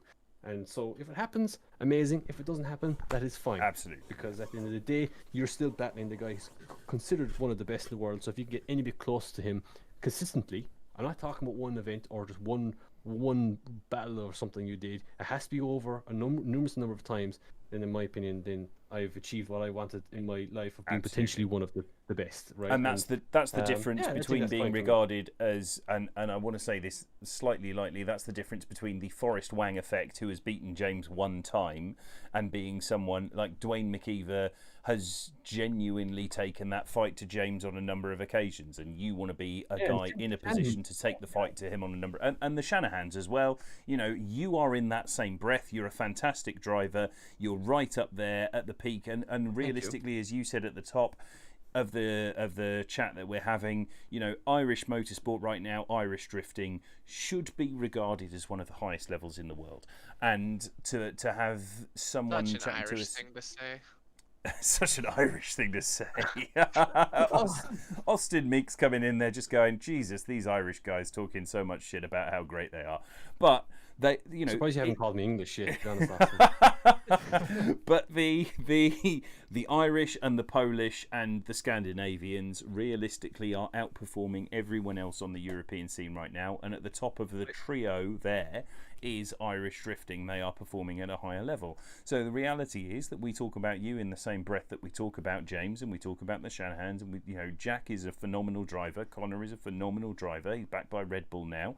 He's an extraordinarily pretty boy, which is probably part of their attraction to him. But he's also an exceptional driver. He is fantastic, and Jack is fantastic in a totally different way. And I think that's something that we want. Like, I'm happy to have that on film. They're very different drivers, but you are also a very different driver. Of the sort of the four of you, James Dean's taken apart. If we talk about Irish motorsport right now at the top of the game, Tomas Kiley would have been in this discussion maybe 2 years ago, but I just think he's gone off the boil a little bit, and I don't know why. I will have to go and look into that some more. But realistically, we go Shanahan, Dwayne McKeever, you. That is the top of the next group of people who can realistically challenge James Dean, in my opinion, to a straight-up fight. Now, if we take the Shanahans out of it and Dwayne McKeever, the one who is most likely to be able to put out the same run every single time is Alan Hines, drifter driver. You know, you are a very consistent driver in the way that you lay down your lead runs. You have a good understanding of the way that the line needs to look every single time. And I would argue with anyone that would come and have the conversation with me that of the four of those names, you are the one most likely to run that same lead line. And we talked about line a lot through this show, partly because of your father forcing it probably down your throat, just that line is the most important thing. Come on, we've got to talk about the line. Is that line and the way that line flows into that high angle driving and that high aggression driving, I would argue that you are the most consistent of all four of those names in performing that same kind of manoeuvre. And we've seen that, especially when we've seen you drive at Mondello. The last time that IDC, not Drift Games, but the last time that IDC went to Mondello and that you were there, some of your runs there, they were metronomic. They were the same thing. The transition coming out of Clip 2 into the Mobile 1 corner, every single time you could literally set a stopwatch and it happened on the same moment every single time. You could literally set that run up on a timer and it would have done exactly the same thing. And that was one of the unique things about watching your driving that was always so good to see. And that's the sort of thing that I think directly compares with James in terms of why I'm excited to see you come out with a new car for competition next year. Dwayne, obviously, billet RB28. That's going to be fantastic. Whatever they manage to do, the reality is that engine is going to be spectacular, and the car is going to be lighter than ever, more agile than ever, and he's going to spend more time at the top of second gear than any human being has ever spent before. He might hit third gear this time. Ooh.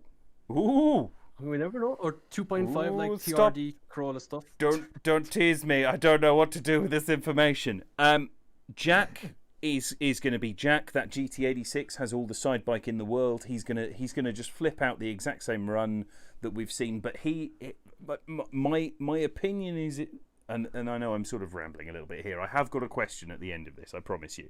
But my opinion is here. If we currently look at James Dean as the godfather of the Irish scene, Northern and Republic, and we say this is the epitome of what the Irish scene has thus far turned out, the next step down, my opinion is personally that Conor Shanahan is the most James Dean in terms of his driving style of all of you, and that he is let down by not having a car that has the push that he needs. And part of that for me has been that he's been on those West Lakes for so many years and they've just underperformed for him because they're very much a side bite tyre.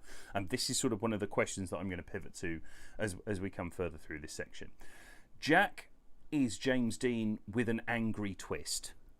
He is very, very aggressive, and he likes to throw that enormous angle and those very, very snappy transitions.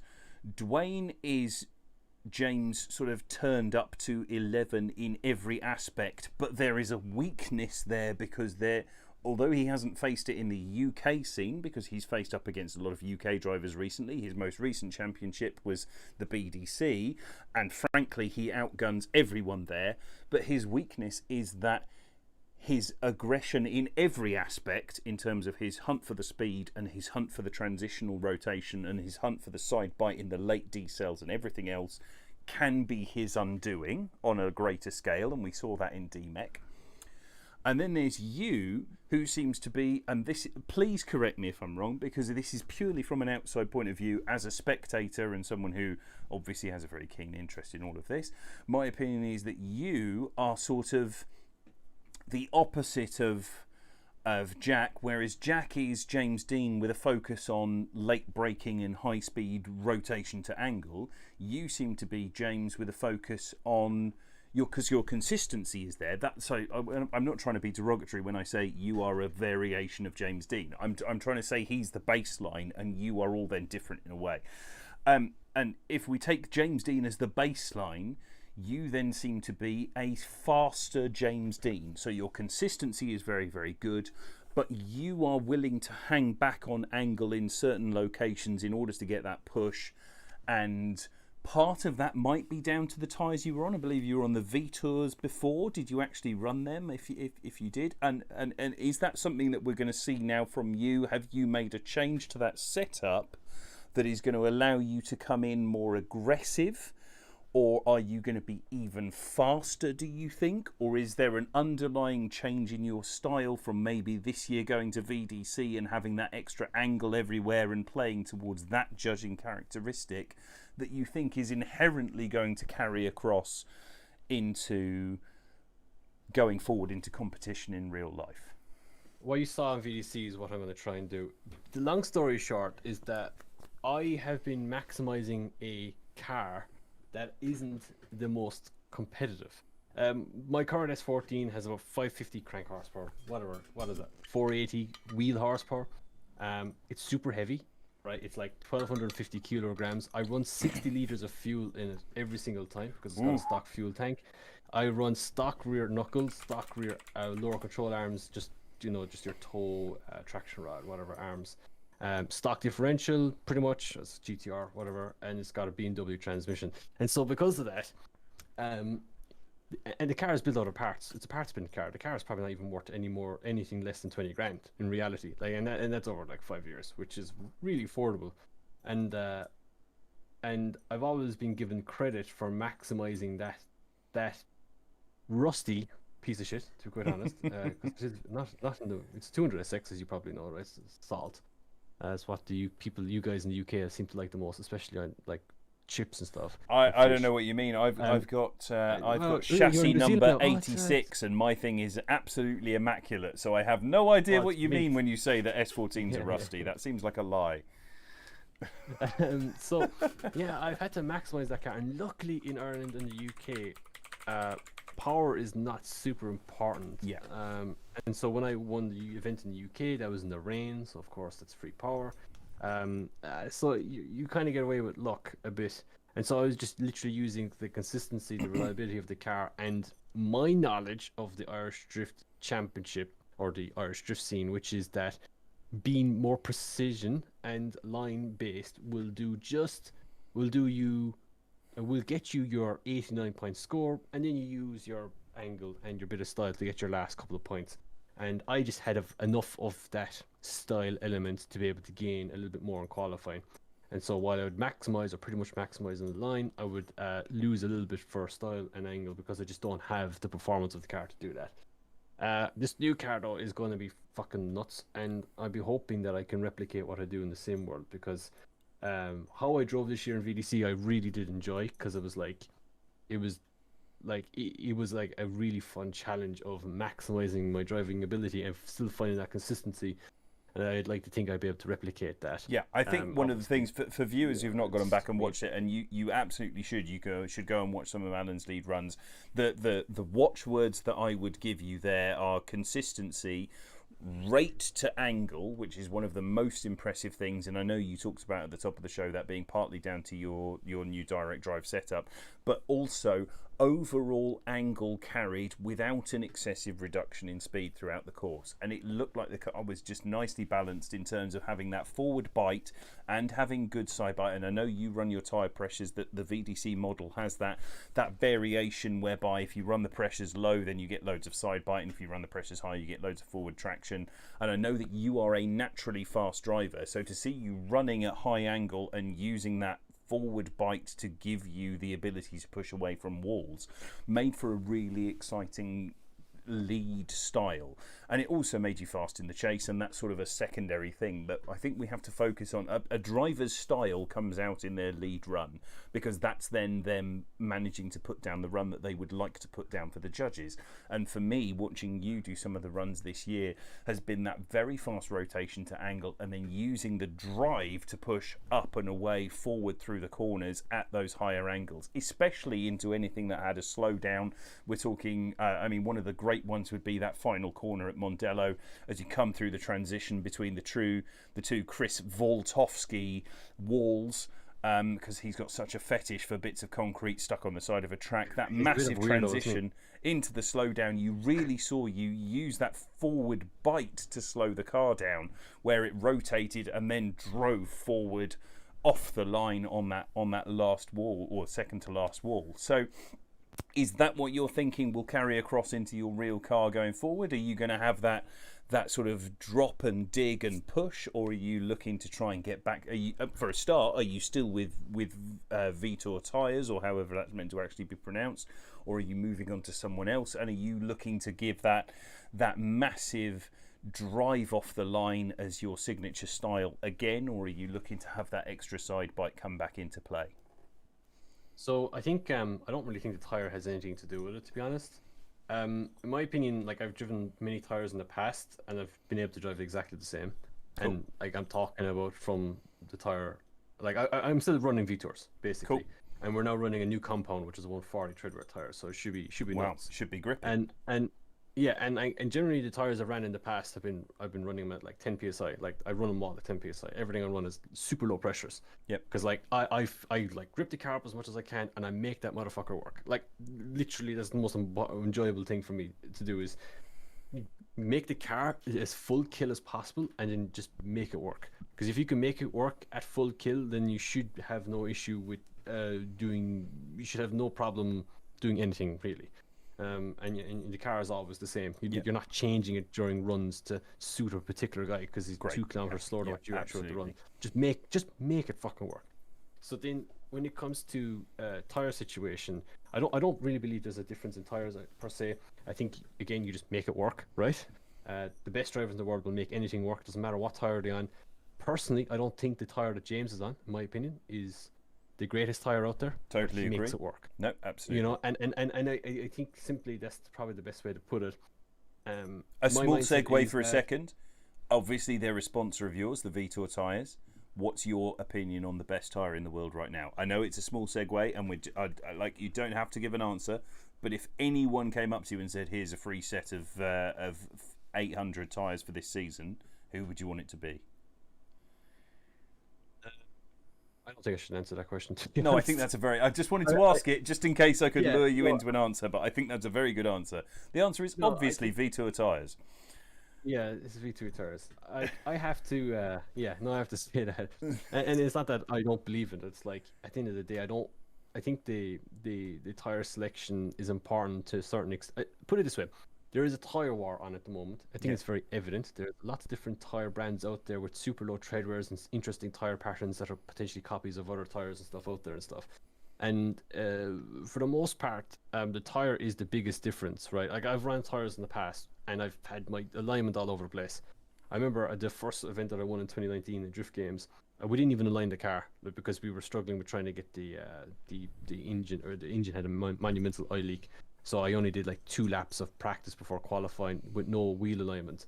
And so I don't even know what way the wheels were pointing. It could have been 0 toe in the rear. It could have been toe out. I actually don't really know because we never had a chance to check it. And we ended up winning that event. And we had a really good tyre underneath us. And like that's the thing. The tyre makes up for 98% of the speed of a car. And the last 2% is the car setup. Or the last 1% is the car setup. So that's an interesting point, even though I know your point about the tire, does this tire do that or what? But for the most part, I think most tires nowadays are pretty much on the same ballpark, that you can put any tire underneath a car if it's has a pretty decent reputation, and you can make that guy work to bring it to the podium. So that's kind of my opinion on this tire side of things. I do want to replicate how I drive in the sim world. I do think it's very possible. I don't believe I don't believe my car will necessarily be able to replicate it word for word, or like move from, what's the best way to do it, point for point as it would in the same, simply because it's not the same thing. You know what I'm saying? Like it's not the same amount of power, not the same engine power band. Like it's a 2J versus a VR. I actually think the VR in the sim, like the one that we all use, the Meta engine, is highly unachievable in the real world, in my opinion. Simply because it's probably like 150 grand engine. You know what I'm saying? Oh like yeah, it's a phenomenal engine. Like the reality is that is a blueprinted alpha engine that just you could not replicate that power band. It's phenomenal. It's ridiculous, and even if you were to replicate it, you're probably spending a stupid amount of money to buy it. Yeah, absolutely. So it's probably unfeasible in reality. Either way, so I don't think that's really achievable, but I do think the car will drive somewhat the same. I've learned a lot in the sim in the last year, a lot more than what I would have ever thought, because I thought up until before this current season, between taking EDC, what did we won? EDC, DCGP, and VDC, between those 3 championships, I've learned a lot about different chase driving techniques and just driving habits in general, and car stuff too, that I'm kind of excited to try out in the real world to see if my knowledge that I've learned over the past year will transfer with the same mindset with the real car. So that's going to be super interesting, and I'm looking forward to trying that out. So I'm excited. I have the car booked in for next month to go driving the current car, and hopefully we'll have a bit of fun with that, and from that point on then we'll try and make some big improvements to the new car when it's done. So that should be brilliant. Should be pretty interesting. Well, hopefully that answers your question. I can't remember. No, you absolutely does. Although I will at some point in the future ask you the question: if you were driving on FD, which tyre would you choose to go on out of what they've got there? Because obviously Vitor are not a sponsor there. Yeah, I'm not sure. I suppose I would take whatever is available, to be honest.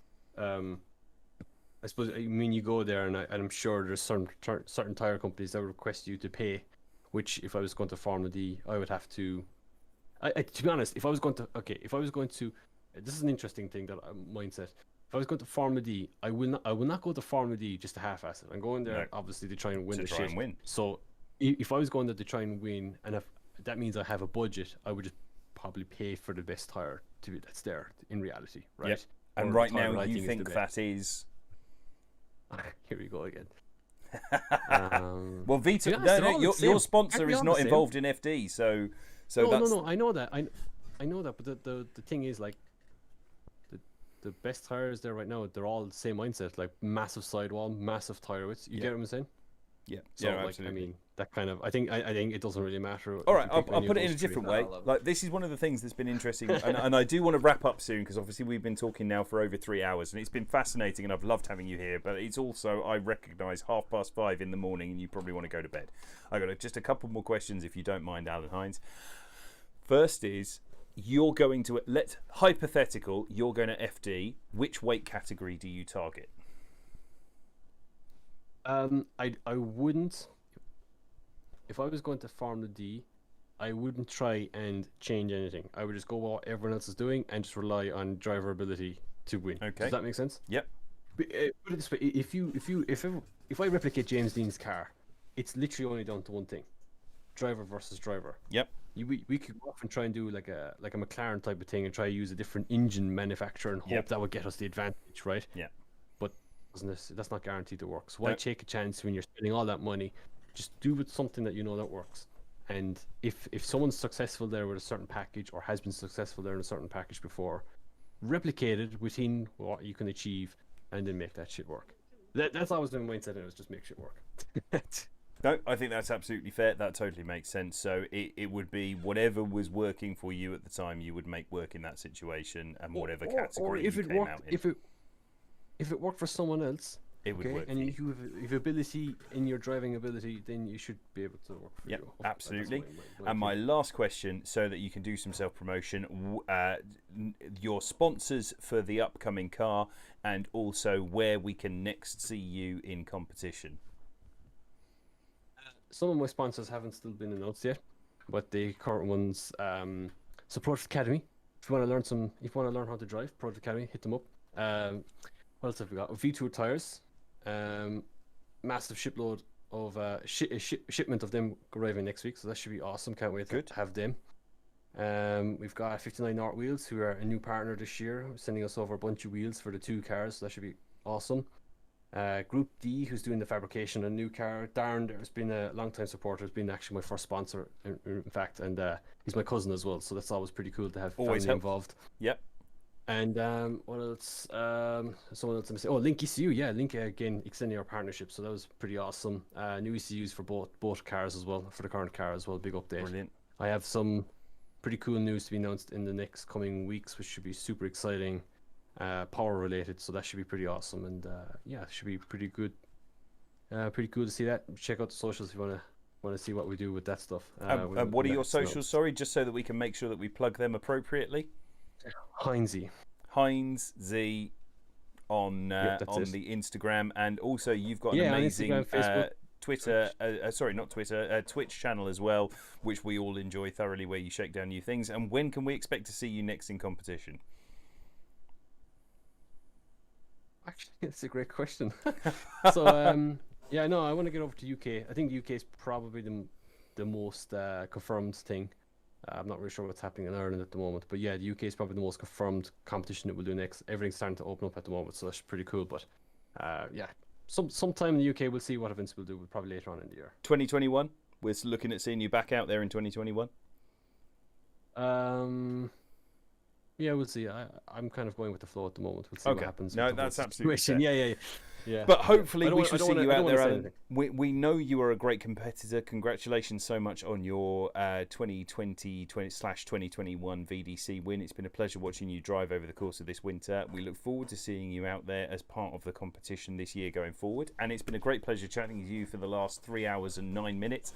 I look forward to doing so again. If you're willing to come and have a chat with me again, it'd be lovely to talk to you some more.